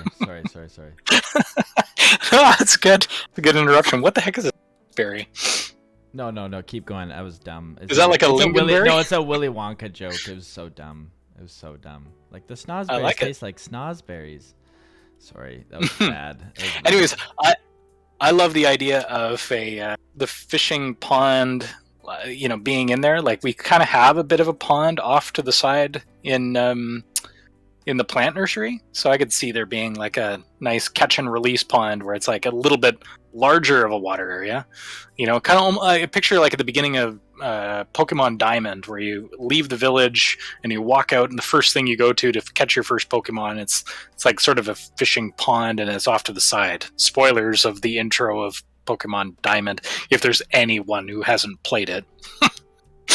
I've never played it. See, you're behind. I know. And the new one just came out today, and everyone's like losing their minds. They're like, "Yes, Pokemon Arceus something." How do you even pronounce it? I don't know. Arceus. I'll let the Pokemon experts correct me, because I don't know what I'm talking about. I'm dad. Shall we move on to the next one? Yeah. Check this out. Look what I figured out how to do. Oh no! I don't even know how this works. There's like deep dream stuff. No. Like, look at. I'm gonna stop putting your head on. I'm sorry. I'll put in your head really deep big. Nightmares. It affects you. It's like one of those like things where it's like, when you like how kids get a reaction and then they just want to try it again. It's like, yeah. But check this out. Look at this weird like trail it's doing. I don't even understand what this is. Do it with the igloo. I will. That's a good point. Here. Oh, that's cool. Okay. Oh man. All right. So Harry is a very experienced igloo designer. Whoa. Wait, did we Which skip one are ahead? you Oh on yeah. now? Harry you skipped ahead. Oh, wow, look at this. Venice, Italy. Like Harry has been doing a lot of it. So this is Harry submitting, like, his their suggestions for, like when we said, hey, here's a form, submit what you think would be an awesome room to inspire a room creation. Submit like what you think would be an amazing igloo set. So this is Harry, who's like, I would call him like a true artist. Like, you get your Baby Criers and Harrys, who are very experienced igloo designers who've used igloos as a creative mechanism.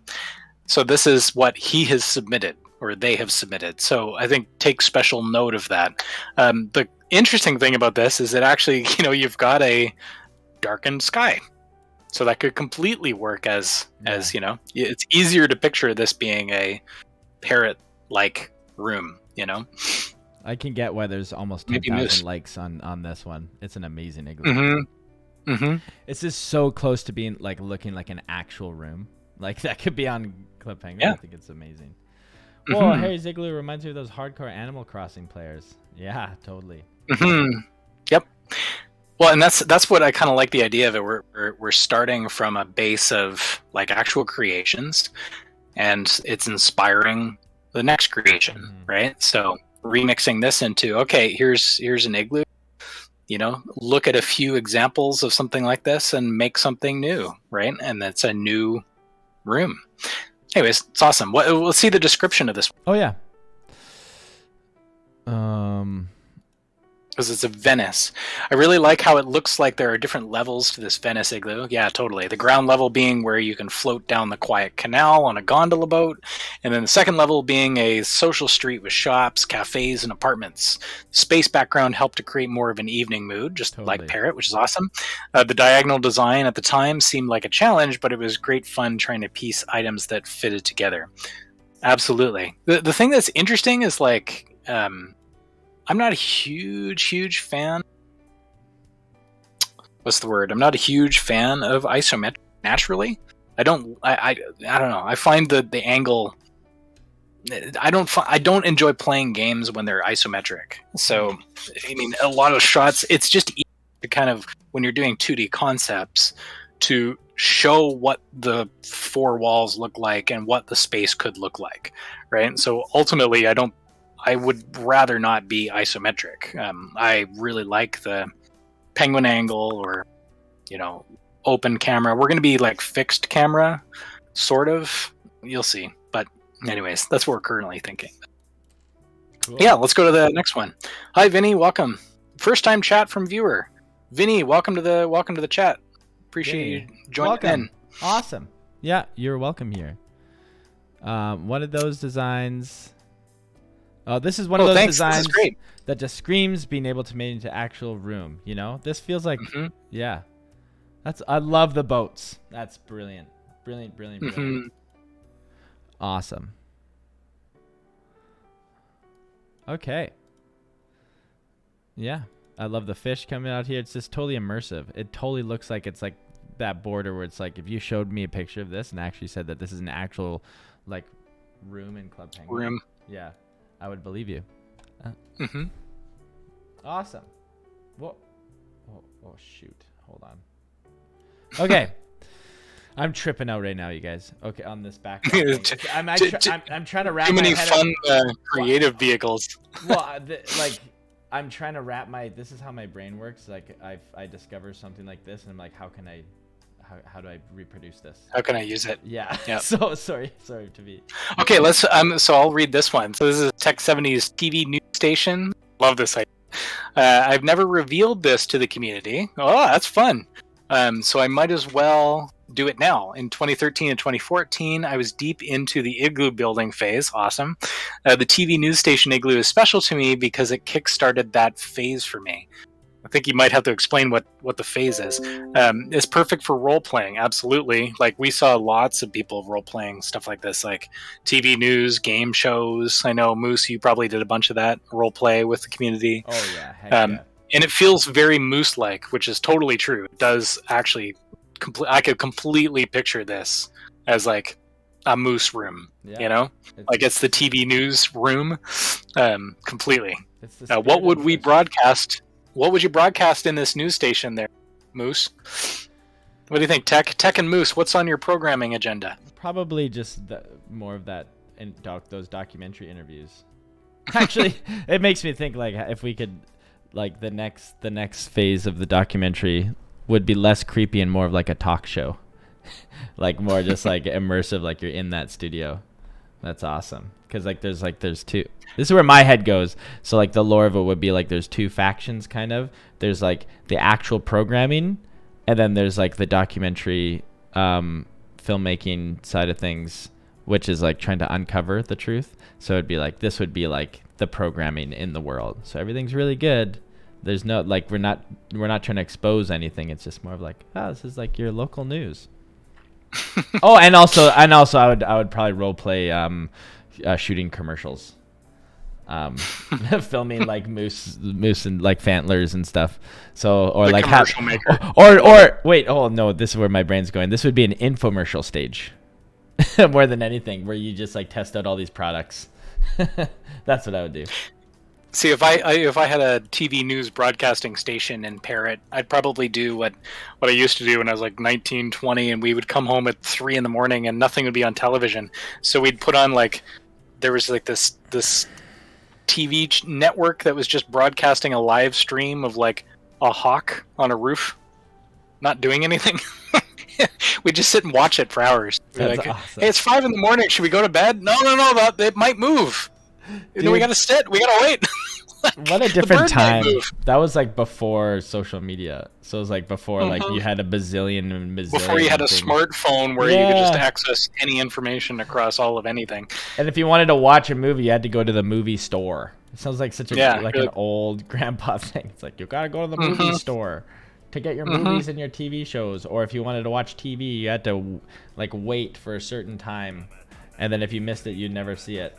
Especially before they had like what am I talking? I'm talking like an old dad here, but before they had like PVR. Look at that, Lance is here. Hey, it's the snail. Wait, really? Where? Yeah, he's in the chat. Oh, I see a Lance Freeb. Says a documentary would be great. Yeah. Welcome to the stream. Welcome to the stream to the snail. Yes, there we go. This is where you should be. Whoops. Except it's my forehead. Yeah. Just move. There we go. Eventually no, not my forehead. Like, Map of Japan is better. The map of Japan. Oh, shoot. I'm lost. There we go. Let's go back to this screen. I just like how this works. Okay, let's move on. Okay, this stream is brought to you by the brand new Kakapo. Oh, this is your ad read, Polo. This stream is brought to you by the brand new Kakapo spider costume. This amazing, realistic spider costume will be a funny and hilarious way to scare all your friends during Halloween. This amazing costume is 100% perfect for the Imai environment, as it's made with a secret ingredient. That's right, real spider molts of all kinds. Whoa, man, this is something else. Big and small, and is biodegradable. Get yours today for $49.99, but if you use the code SPOIDERMOM, you can get an amazing 20% off your first spider costume purchase. Go to https://www.martinaomi, did I get that right? .com/moose &polo show /redeem spoiler/about for more information. Written by Imai during work, and at the same day, her spoiler pushed out her molt for her to deal with. Ugh, yeah, see, that's why I don't have a pet spider. Yeah. No molts, please. Sorry, I was struggling there to read. My reading capabilities were off. See, it's hard. I hope Yeah. It's hard to do sometimes. Awesome. Well, yeah, support our sponsor. Everybody get yours today, $49.99. Don't forget that offer code. Okay, everybody, it's time. Official work. It's time for. Let's check out some art, shall we? Thank you, Lance. Agent. Yeah. Oh, thanks, Lance. Thanks for for popping in. Everybody say see you later. Everybody say thanks, Lance. Yeah. Say flippity goo. Flippity goo. All right. Okay. Look at these suits. Oh, look at there's a parrot suit. Yay! It continues. Business parrots. Yeah, the crossover will happen. It exists. So check this out. Who we got here? Look at this, everybody. This is an exciting thing. We got a real Fantler. We got a Fantler item. Look at that. Isn't that something? I love it. And then we got. So we should have put the names here because I don't know the names. So. Who? I wish I knew. I'm a bad moose dad because I don't know the names of all these guys. Let's see. But there's Polly. There's that's Dialga. Right. Bottom left is I think Dialga, right? Right. So the parrot is Dialga's non-robot outfit, and then Top right. I don't remember whose commission that was. I'd have to look in the. Polly is the Fantlers, I don't know. of course. I don't know. I'm trying to intentionally not store in my brain like this outfit is this person because if there's something I can store in a digital memory rather than my brain, it frees up. It's kind of like Sherlock. It frees up. Have you seen that episode of Sherlock where he's like, no room for that in my brain. No room for that in my brain. I do this all the time. So that's why when like Riboflavin is like, hey, what about your lore thing? I'm like, Ribo, I intentionally did not keep that in my brain and put it onto the Ice Wiki or something where I didn't have to keep it clogging up my hard drive. My hard drive is all dedicated to where are we going to go, and that's it. So I don't know. I'd have to look at the list, but you can look at the list yourself if you want. It's mooseandpolo.com/completed moose or completed parrots. Or completed parrots. And fun fact, I actually just spent a little bit of time, Chili. I spent some time cropping your pets. So when you look at the pet lists, the moose pets and the parrot pets, now instead of just plant references, you'll either see a blank image when there isn't one, or you'll see the pet concept that's in there. So it just makes it a little bit easier now to see, hey, here's some of the rock pets, and here's some of the plant pets we're working on. So, so there you go. I don't know if Chili's still in the chat now. Oh, there we go. Yep. So anyways, point is that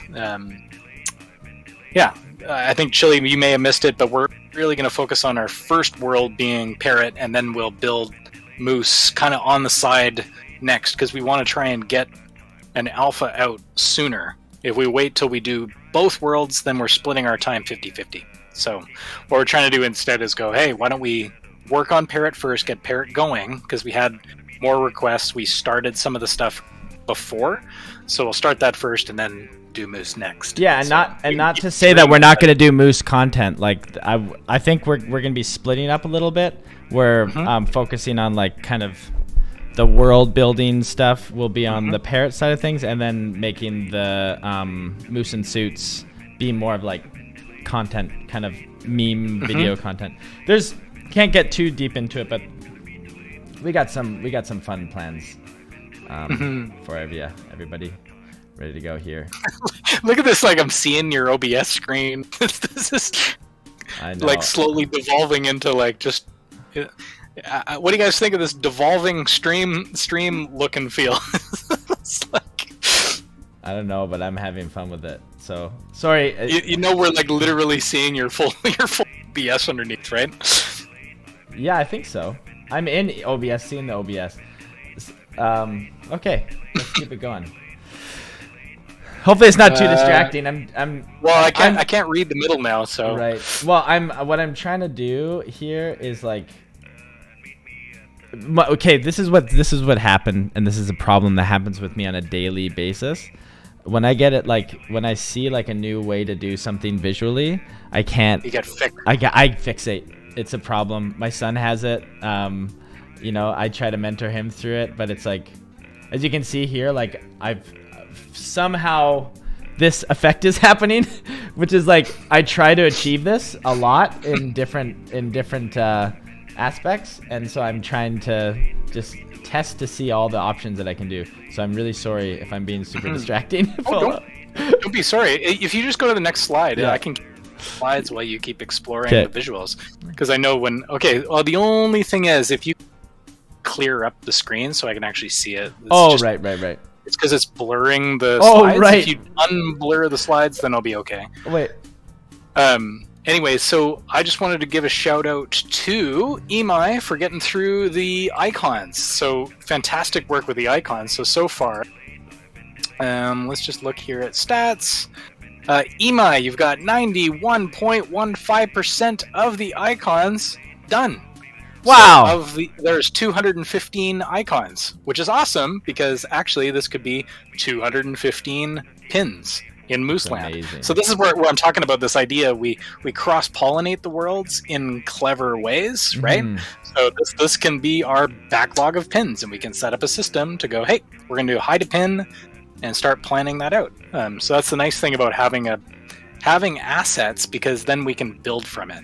And the UX and the UI that we're designing right now, a lot of this material that folks have been working on is getting directly pulled in there. I don't know if you guys can see the screen yet. I still can't. You can't quite see. No, it's just blurry because it's blurring the. Oh, I see. So it's really hard to read the slides themselves. That's better. Thanks. Right. Hold on. Oh, go back to that. Hold on. Let me just see. Oh, let me just see here. Sorry. Not quite. Not quite. Let's see if there's anything here. Does that better? You know, I'm just that's better. I'm just gonna delete the whole thing. I'm just gonna get rid of it. Boom. There we go. Cool. Perfect. Okay. Yeah. So you guys can see that. Other than Moose's head, you can see all the nice icons that are getting in there. Some of them are obviously going to be more readable than others, right? So like the coffee mug is quite readable, but that's just the nature of the items. Like the wigs, it's like, well, what do you do with these wigs? You know, this was a challenge. What do you do with wigs, huh? You know, yeah, what do you do with wigs? How do you deal with this? I don't know how I deal with wigs. Just deal with them. They're hard to deal with. So it's awesome. You get all naughty. So thank you everyone for your hard. I appreciate all the creativity and effort that's going into helping us build new worlds, and we're trying to do this like very transparently, right? So instead of doing this under in some sort of cave and not talking about what we're building, we're just building transparently. And what you can see with building transparently is like, it's the kind of the mess of a project. Is like as you go, you have this piece, then this piece, then this piece. And it takes a lot of little pieces to build a house. Yes. You need a lot of bricks, you need a lot of cement, you need a lot of the boring stuff like, oh, I got to put this scaffolding up just to put up this thing, right? Anyways, that's part one. Let's go to the next slide, and we'll get more. I just think that I come back to it. Like, I want these to be a toy for my child. Like, I want these to be actual stickers. Yeah, they're so legit and awesome. I think I just want to play with it. Like, I want it to be like a STEM toy that I have at my desk that I'm like rearranging, like I do with my Lego. So maybe, yeah, I can work on that. Let me make sure I'll capture an action item for. My birthday's coming up in 6 months, so. Hey, that's right. In a long time, but it's coming up. It's there on the horizon. So. That's awesome. Cool. Yeah, Imai is just blows me away. Killing it. Just like a complete kids like balances like the work and fun too. It's like when you see people that just like love what they do, it's really awesome. I see Spooter. Oh, Tech 70, you're the best. Keep doing that. Okay. Work in progress. All right. From Parrots Breakfast Club. This is cool. I haven't seen this yet. Whoa. Yeah. So this is from the Skyvoo team. So to Ben and his team, they're just amazing. We're so blessed to have this amazing professional team they're very experienced. They made, Battle Bears is awesome. If you haven't played it, it's the first Battle Royale on mobile. Fun fact. Wow. Way predating Fortnite. So these guys are awesome. Ben's such a pleasure to talk to because he's just, so collaborative. And he's been so patient as I'm like, hey, we're trying to work this out. We're trying to work this out. And I'm sharing as everything's being created. It's like, hey, everybody, here you go. And so I'll do baton passes over to their team. And you can see this is taking the amazing work that Imai's put together in collaboration with all the folks in the dance game chat. So we've been having a little dance game chat off to the side where Tech and Midnight and Imai and Dialga, we're all talking about like, okay, dance game, what are we going to do? And so we're just exploring, and that helped us realize that we needed to revise this room a little bit, because before there was actually like a smaller dance floor, so now it's been widened. So now that widened dance floor is what they're modeling based on. So you can see this is cool. The early 3D version of it, and just for reference, there's the parrot next to the chairs. So we had some notes from Alex, which I sent over to the team just as feedback, which was, hey, I'd like to be able to sit. Maybe you could make them a bit wider. I was like, sure, I'll send that feedback over. And then, we'll just keep iterating on this stuff as we go. And so that's why we got to keep going on building out these color concepts, so we have something to model based on. Same thing as all of the outfits. making sure that we've got a backlog of things that we're going to build from, right? So we just keep moving on the 2D train. And it's kind of like building two worlds at once in a way, because we're building the sort of the 2D as we're building the 3D, because we're just like, here's a 2D room that gets turned into 3D. Here's a 2D outfit that gets turned into 3D, right? I love back in it. the Penguin days, people were doing all, right? So they were doing, I'm going to do the 3D model, and then over time we split it. Remember? Right. So we ended up having like Nathan, who's an amazing animator. You've seen the stuff, but he's done some amazing new work. He's working at Unity now. And like that was the 3D team. So we basically made it so it was more efficient for the items team to just work on the 2D, and then they'd hand over to the 3D modelers to pull it into Maya, and then they would do their Maya rigging for it, right? Similar to what we're doing here. So it's great because we can keep moving efficiently through the work. So there you go. I love it. Okay, speaking of moving efficiently through the work. Segue! All right, segue. Oh, yeah, dance game. This is good. Time for a progress update. Yeah. Okay, everybody. I know they've been working really, really hard on this, so let's check this out. Hold on, I'm just going to take off the key here. I think what's going on? The key? Yeah, well, see what I'm like. Okay, so what's happening here in front of you is this is what I do a lot in my music videos, which is like repeating patterns and creating like this kind of like really trippy trail. I've never been able to do it live though, which is really kind of interesting. And I'm experimenting with keying out colors. So when you key out colors, it's like a filter that you put that you can select a different color or a luma key or a chroma key, and then I'm just experimenting with that. Just like see my hand, it's so crazy how it's doing this. So I'm just blowing my mind that I can do this live. I'm so sorry that this is just taking up my imagination right now, but that's why. But I'll stop because this is more important. Dance game. Who drew it worse? Who drew it worse? Tech, I'm sure. It worse. Oh, are we looking at the worst thing here? I don't know. Who drew it worse? That's a good question.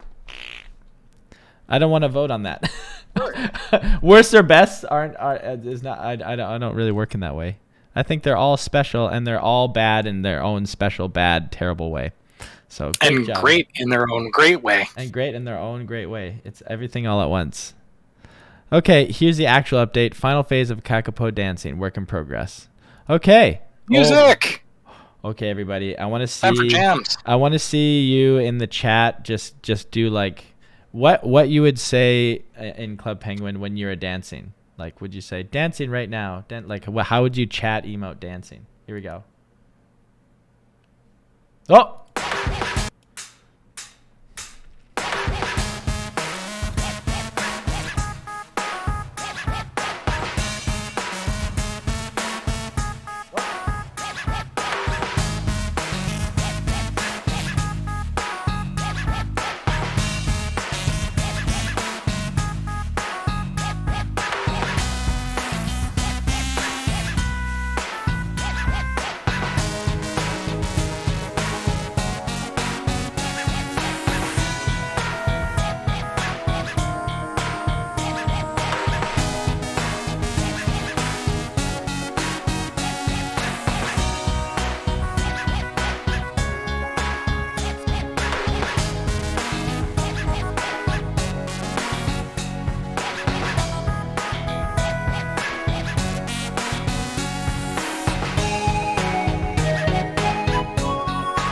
Oh, that's a good addition.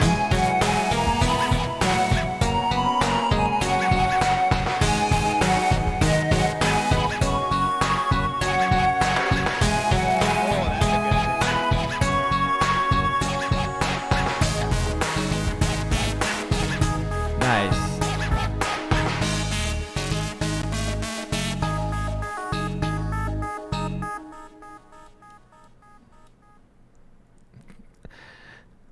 That addition to that flute sound or whatever, that just got me right at the right time. It was awesome. Dialga, you just never cease to amaze me. It's rocking. I love it. I think if you, like, man, I can imagine kind of doing a version of that with more of like, if you remove the entire beat, kept the entire melody bit and all those sequences of flutes and sounds, and threw in like a more of a trappy beat, you could actually do like a really interesting arrangement of the same piece, right? Whereas like you got more of that the space of trap with the totally. Trap beats are just so fascinating. I love how music evolves, you know? Totally. Like really focus on a strong beat for the like even in the arrangement of this one, beef up the beat. So the beat is really firm, you know? Yeah. Especially just because it's dance game, right? You want beat, like it's all about like how would I move to this track? Yeah. Dude, that is sick. Yeah, you're just old school is totally fine. Like, you know, I mean, look at Dr. Dre beats. Those are like big, firm beats. Like they're punchy. It's very waist forward. I love it. I love hearing your new It's tracks. kind of like, yeah, it's so awesome. Thank you. Awesome. I'm just gonna keep it playing while we go through the rest of this stuff. Yeah, sounds good. Oh, shoot, it doesn't. Let's work go. that way. Let's do Hold some. on. Oh, you can't. Well, I'm there's just gonna do do you this. want... Hold on. Holding on. How's it going in the chat, everyone? Standing O. That you new go. part is a DX7 emulation. That's awesome. Ooh, dang. DX7 synth, actually. I'm trying to remember in my old school synth. I think I gave that to Bobby. I should introduce you to Bobby one day, Johnny. He's great. He's one of my favorite musician buddies. He's open for a bunch of, like, he's a punk rocker. He's open for like Green Day and all these punk bands. What's his band? Blink 182. He had a band called The Thing early on, and now he's got a band called The Geek Tones. Yeah, I should introduce you because he's awesome. Total punk rocker. Like, yeah, great guy. Awesome. Okay, now that we have that music, I just have it looping now in the background so we can just go through the question and answer period. Okay, question and answer period. Ask the stream. I love this portion. Okay, what's something that would make you say this? I want to, but I can hear my wallet whispering, don't do it. Easy. Musical gear, any synthesizers, any guitar pedals, modulators, anything that adds to my jam room. Any musical instrument. It's like, I can't justify this. Yeah. I mean, for me, it's usually like some sort of obscure Japanese computer game, you know, from like 1981. That would be one. Or the Analog Pocket. The Analog Pocket is because you can. It's basically got a synthesizer. It's got an app called Nano Loop, I think, on it. I think it's called Nano Loop. Oh, interesting. And it's basically a chiptune maker because it's embracing the sort of Game Boy chiptune music creation community. So it's like it's a Game Boy. You can play Game Boy, Game Boy Advance, Game Boy Color, Game Gear if you've got an adapter. So it's basically a multi-system portable Game Boy with a beautiful 10x screen. So it takes the resolution of the original Game Boy and 10x's it. So the resolution is like laser crisp. Yeah. Anyways, that's the device I have a hard time not saying yes to. I really want to get one, but I'm like, I just don't need more stuff. And time. I don't have time to play it. I don't have time to like do chiptune. I wish I did, but that's the issue. Hey, it's just like you want all the toys, but when can you do it? Like, you're always sacrificing something else when you like. I find it's a struggle. I'd love to sit and draw comics. I just don't have a lot of time to draw. Same kind of thing. I gotta do things that empower other creative people. That's really what we're trying to build with the virtual worlds. Is less of the world and more of the creativity in the community. That's the piece that we're trying to build in the product, not and start with a foundation of that. Anyways, part of like the things that we want to spend our time doing, we're kind of letting you do.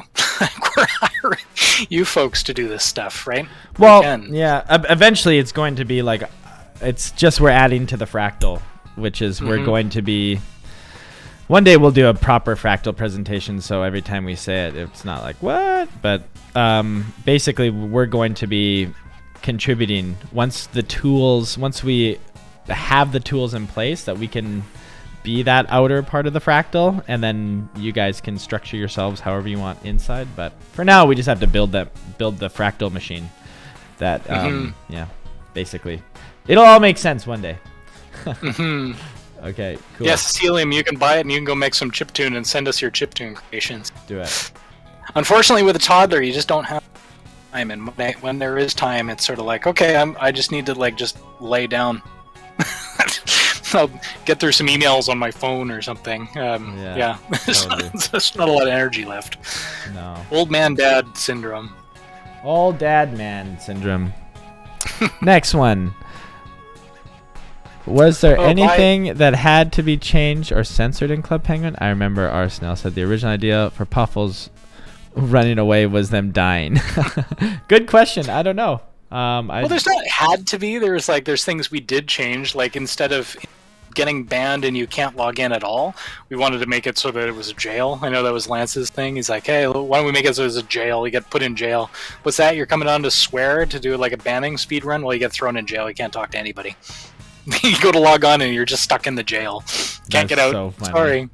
That's so funny. It's just, yeah, it's like, it's kind of like building in like the you're fired in the Moose thing. You just don't want to in any way gamify or memify bad behavior, which happened in Club Penguin. So like, you don't want to do it. Although it's good fun as adults, the reality is like you're in a. It would literally be like, very different. Yeah, it's like just because you have the screen in front of you and you're not connected to it. Imagine yourself doing whatever you're doing at like a very busy playground. It's like nobody like, and then you won't be like somebody does some really terrible thing and you're like, you're going to playground jail. It's like it doesn't make sense. It's like no, everything the playtime stops because like that's not what we do here. Yeah, I mean, one thing that we had to change was we did a newspaper. We inserted a variable to be like, it's Penguin of the Month or something like that, and it was just insert your username into the newspaper, and so that lasted like a day. We basically got so many. It did not go well. It was meant as like a fun, lighthearted thing, but like so many kids just were like, I'm Penguin of the Month, and then they realized that everyone's Penguin of the Month, and it was bad scene. So we actually took down that newspaper and swapped it with we just took out the article. It was meant as a positive thing, but it did not go positively. So yeah. Oh. Well, you try things, you just never know what happens when a community takes something, and runs with it. I think the big thing to remember is it's kids, right? Like when you're building something that kids can play, you have to think differently. You have to think about, they don't understand a lot of stuff, and there's some conversations that are to be had between parents and their kids, not some game trying to like tell you what to do or be. No. Yeah, it's very important that there's just some stuff you just don't introduce. Anyways, let's go to the next question. What was the most fun thing you guys did at Penguin? Oh dear. Oh wow. Honestly, I mean, it's funny. We had a lot of parties. Like every Friday, there was like Freedom Friday where you get massages, and like they would have like, that sounds weird. You know why they did that though, right? Like why the morale was. I think because the morale was super low. People were very stressed. It wasn't for no reason. It was because people were stressed. They tried really but I still say the most fun thing, and I'll stick by this, is playing Club Penguin with you guys.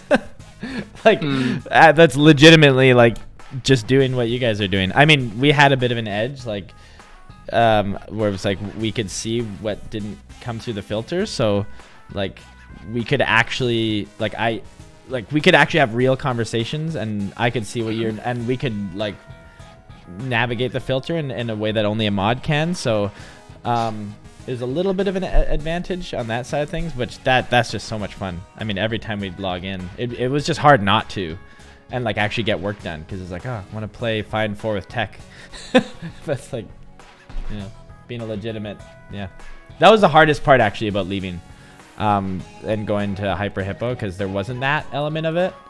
Of this, just like part of your job is just like to play Club Penguin. And I was like, dang it. Like, that was kind of a bummer, but for sure, that's for me. That was the most fun.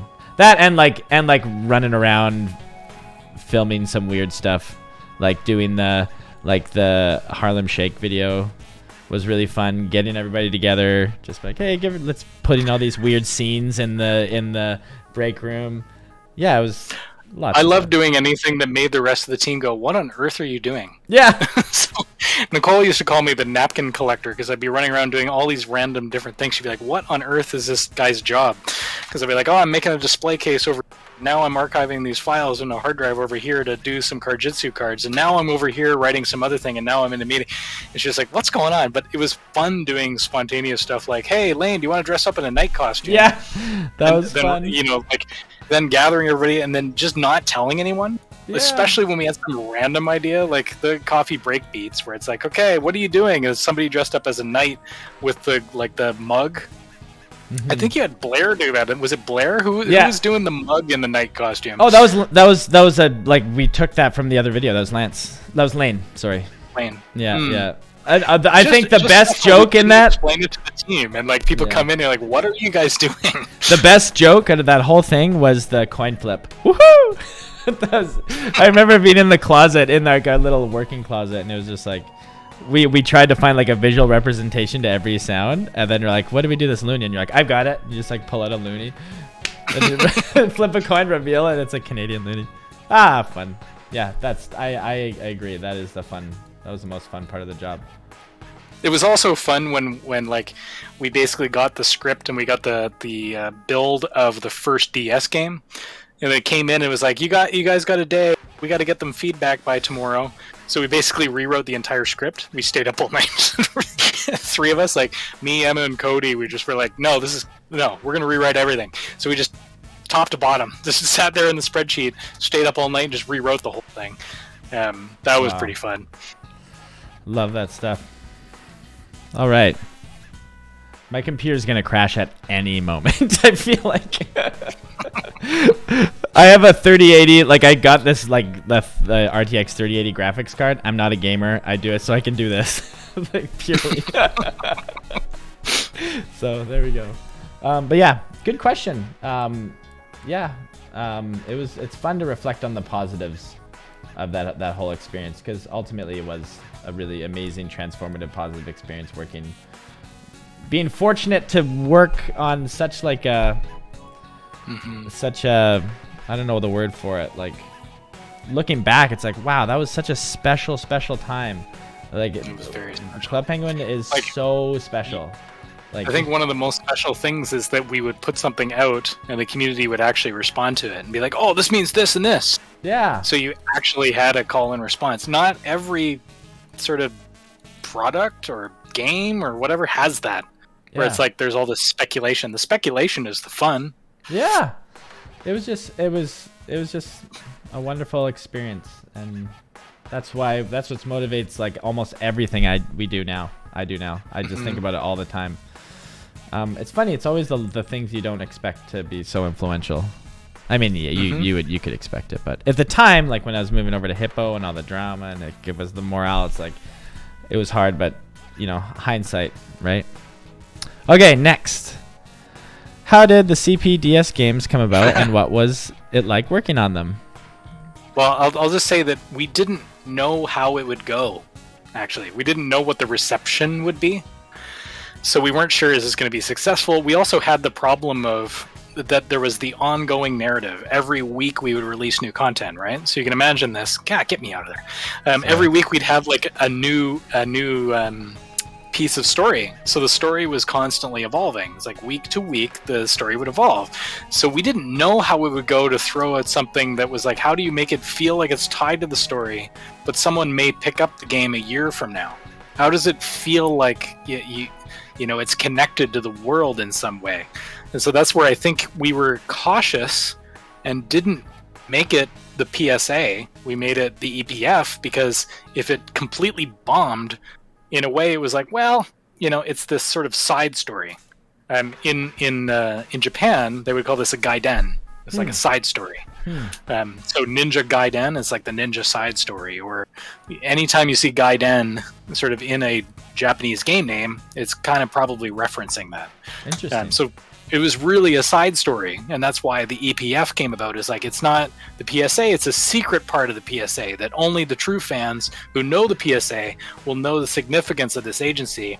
But those who are brand new to this and had never played Penguin before, I think Tech said this, it's like her origin, or their origin into the Penguin world, was this game, this standalone DS game, not knowing that there's a virtual world with a weekly narrative, right? So there was that use case of people who didn't know anything about the website. And so I think it worked well in a sense. I think it was just confusing. We ran the PSA and EPF in parallel for years, and that's why Herbert's Revenge was to kind of resolve that, wrap it, kill the PSA, and move it over to the EPF so that it's one story rather than this fractured two-story thing. And Herbert's Revenge came about just because we have all this content that a lot of people hadn't seen.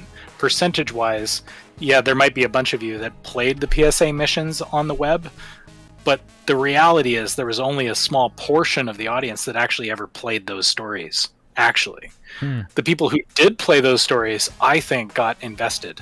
I know for myself, that was my route into being invested in Penguin. Moving from, oh, what is this? I walk around and I chat to people. Okay, is it a chat room? But when you play the PSA missions, you're like, oh, wow, this is how it all comes together. It's somehow told the story the best. It was the best storytelling vehicle. So, yeah, Herbert's Revenge came about as like, hey, why don't we just bookend the Herbert saga to have like a story before and a story after, and it contains it and then closes the chapter of the PSA. That was the point of Herbert's Revenge. Whereas EPF was like, let's do more missions, and we'll do new missions, and we'll throw in some other characters in case this doesn't go well. Then Dot is, just PH. They're temporary in a way. It's like, well, I don't know. We don't want to make them. We don't want to add more characters that we elevate to the top. So there you go. Yeah, there were a ton of people that did not play the PSA missions, just so you know. And I think those are the people that would have come into Penguin, played it, and left. Come into Penguin, played it, and left. So yeah, it was probably at least half the audience never played them. Wow. Just so you know. It's crazy. Yeah, it's interesting. They were buried. I mean, for years, that was the problem. There was always this tension of data. It's like, okay, there's not too many people have played them, but then you make them too accessible because you're like, well, we want more people to play this thing we spent a lot of time and money on. We want more people to play these, but then you kind of ruin the specialness if you're like, well, people to play these, but now the people who played them and thought they were special feel like they're not as special anymore. So this weird weight thing you gotta like, it's a scale of like cool to playable by many. So I mean, you'll see slowly over EPF, more people could just easily apply and get in. People could get in quickly. By the time they got in, then PSA was just an archive. You could go and play these stories. So then it felt optional. I don't know. It's interesting how it unfolded. The problem is that the way we decided to do the missions, we decided to do them in a very expensive, production-heavy way. Those were not cheap games to make. They were full-fledged, like Sierra-style point-and-click adventures, with animation and full 360-degree 2D drawings. Like, that was a huge scope project. Yeah. I think going back on it, I would go somewhere in the middle of that production scope so that you can get more out. You build more of a maker, an engine, so that you can make more of them more quickly. Because the problem is, we could never satiate the desire for more of those stories.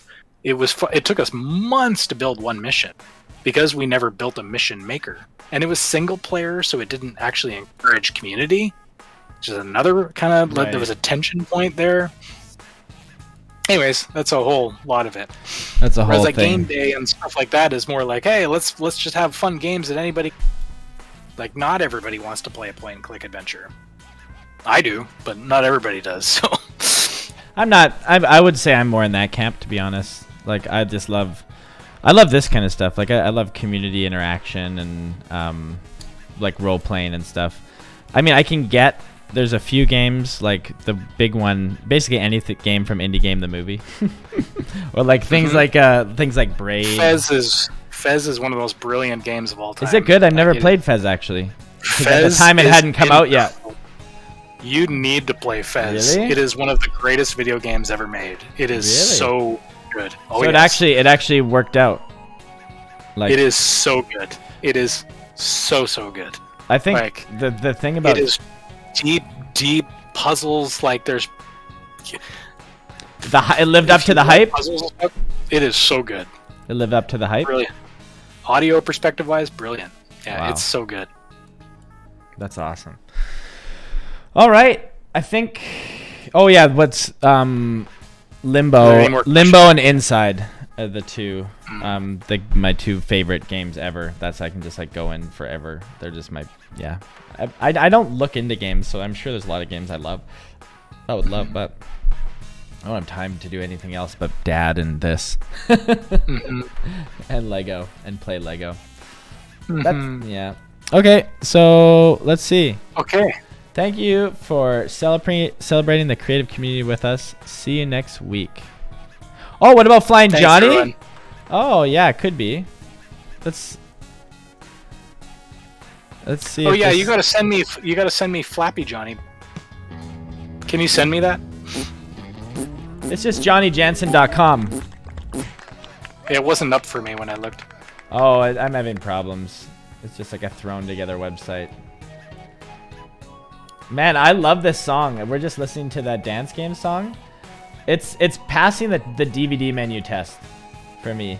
And the DVD menu test is like where you can you like back in the day when you'd rent DVDs and then a lot of times you'd like fall asleep at the end of the movie and then you just like have the DVD menu play over and over again, and then like I would fall asleep and then the DVD menu would just like be playing in my dreams and stuff, and then I forget which one, but this that's what I would call this, is like the DVD menu test is like, yeah, I think you passed it because I can listen to this song over and over again. So this is the game. This is Flying Johnny. You know who helped me make this is the guy, the tech lead on Fortnite.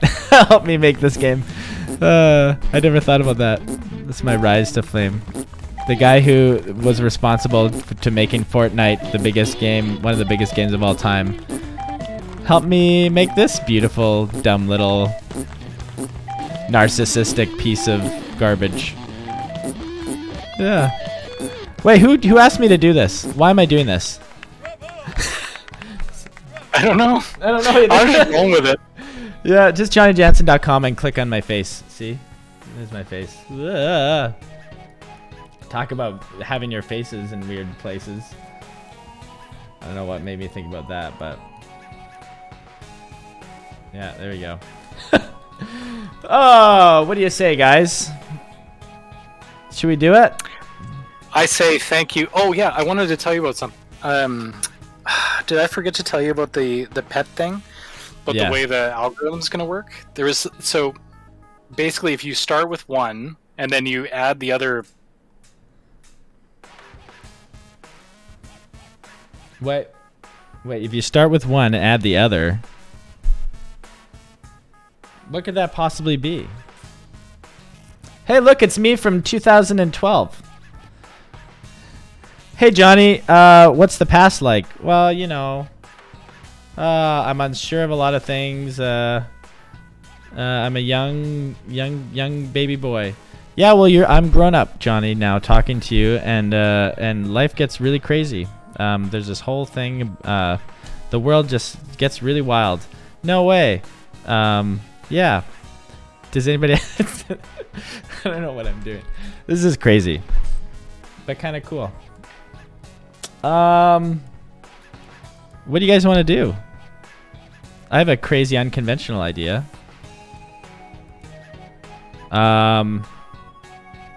Should we do a call? Should we do a call in?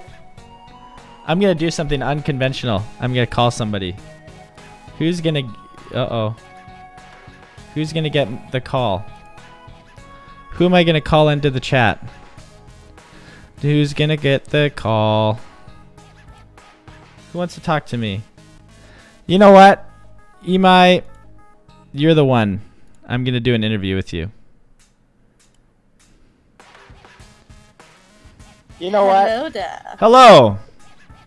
Hello, this is a first. We have our first guest in the chat. This is Imai, everybody. Imai is responsible for all the beautiful Illis, tell us what you do, Imai. Guess what? I'm literally working on the icons right now. Can I share screen? Sure. Can I Sure. There you go. Hold on a second. Ah. There we go. There you go. Hold on a second. How do I get this? All you I appeared. There we go. What's happening? So, yeah. You were getting a good I'm behind the scenes. working Oh on my goodness. Making a variation of these feet. Oh. And I'm making it into a symbol, so then I can edit it. And that's what I've done for all of the items so far. Wow, 2012 Johnny thinks that's really cool. What do you think about that, 2012 Johnny? I have so many Wow. shoes. That's really cool. So many shoes. What's your here we go. Can we show we didn't show the business moose one. Can you show us what's going on with business moose? Wait, which one? Business moose or business moose? Bees knees moose. Bees knees. Okay. Bees knees Uh-oh. moose. 1 second, buddy. Almost done.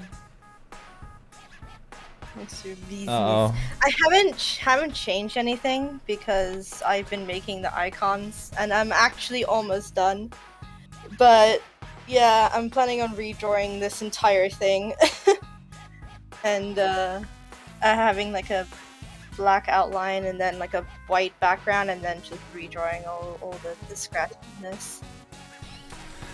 Wow. Well, guess what? I think his ears rang because I'm not sure if I can show him, but he has joined.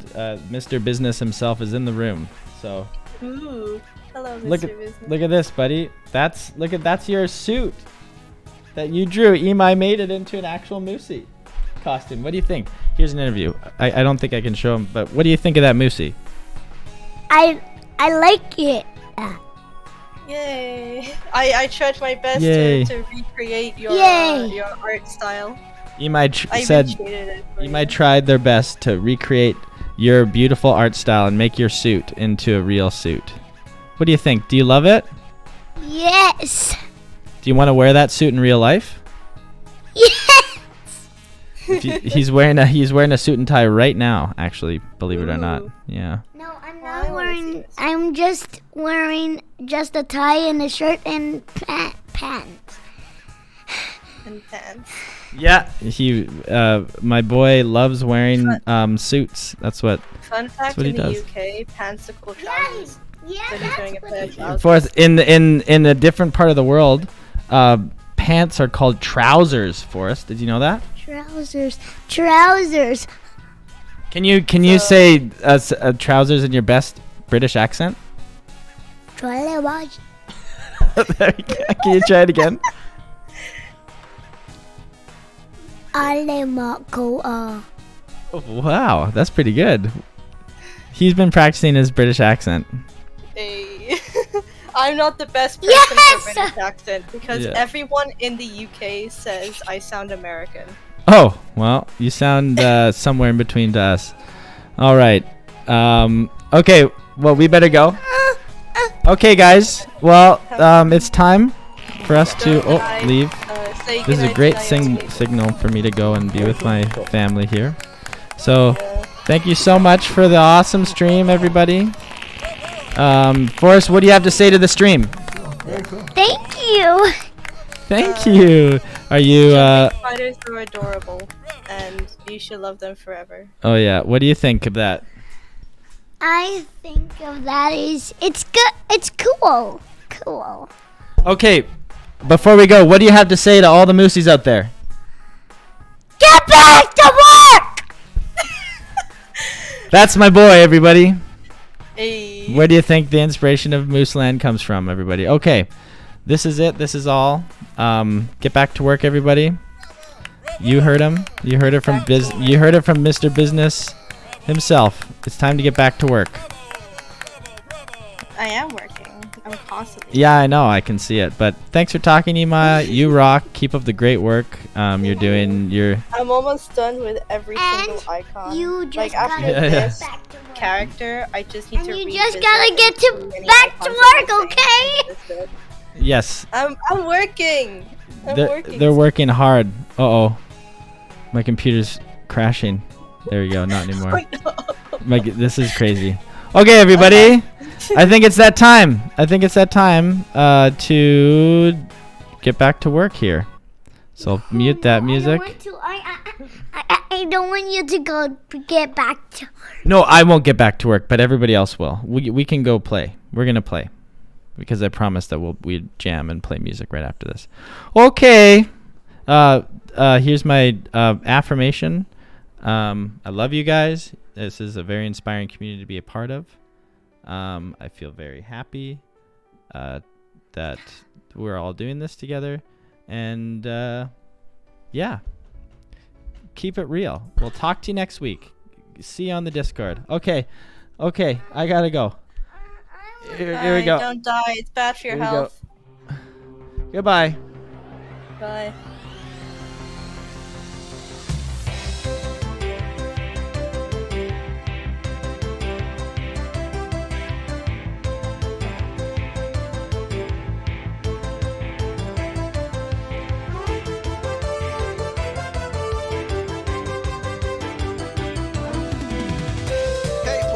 Thanks for watching. Join our Discord at mooseandpolo.com/discord to experience the new and most exciting community on the entire of MySpace.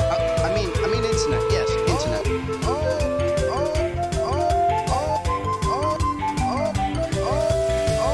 Would you look at that?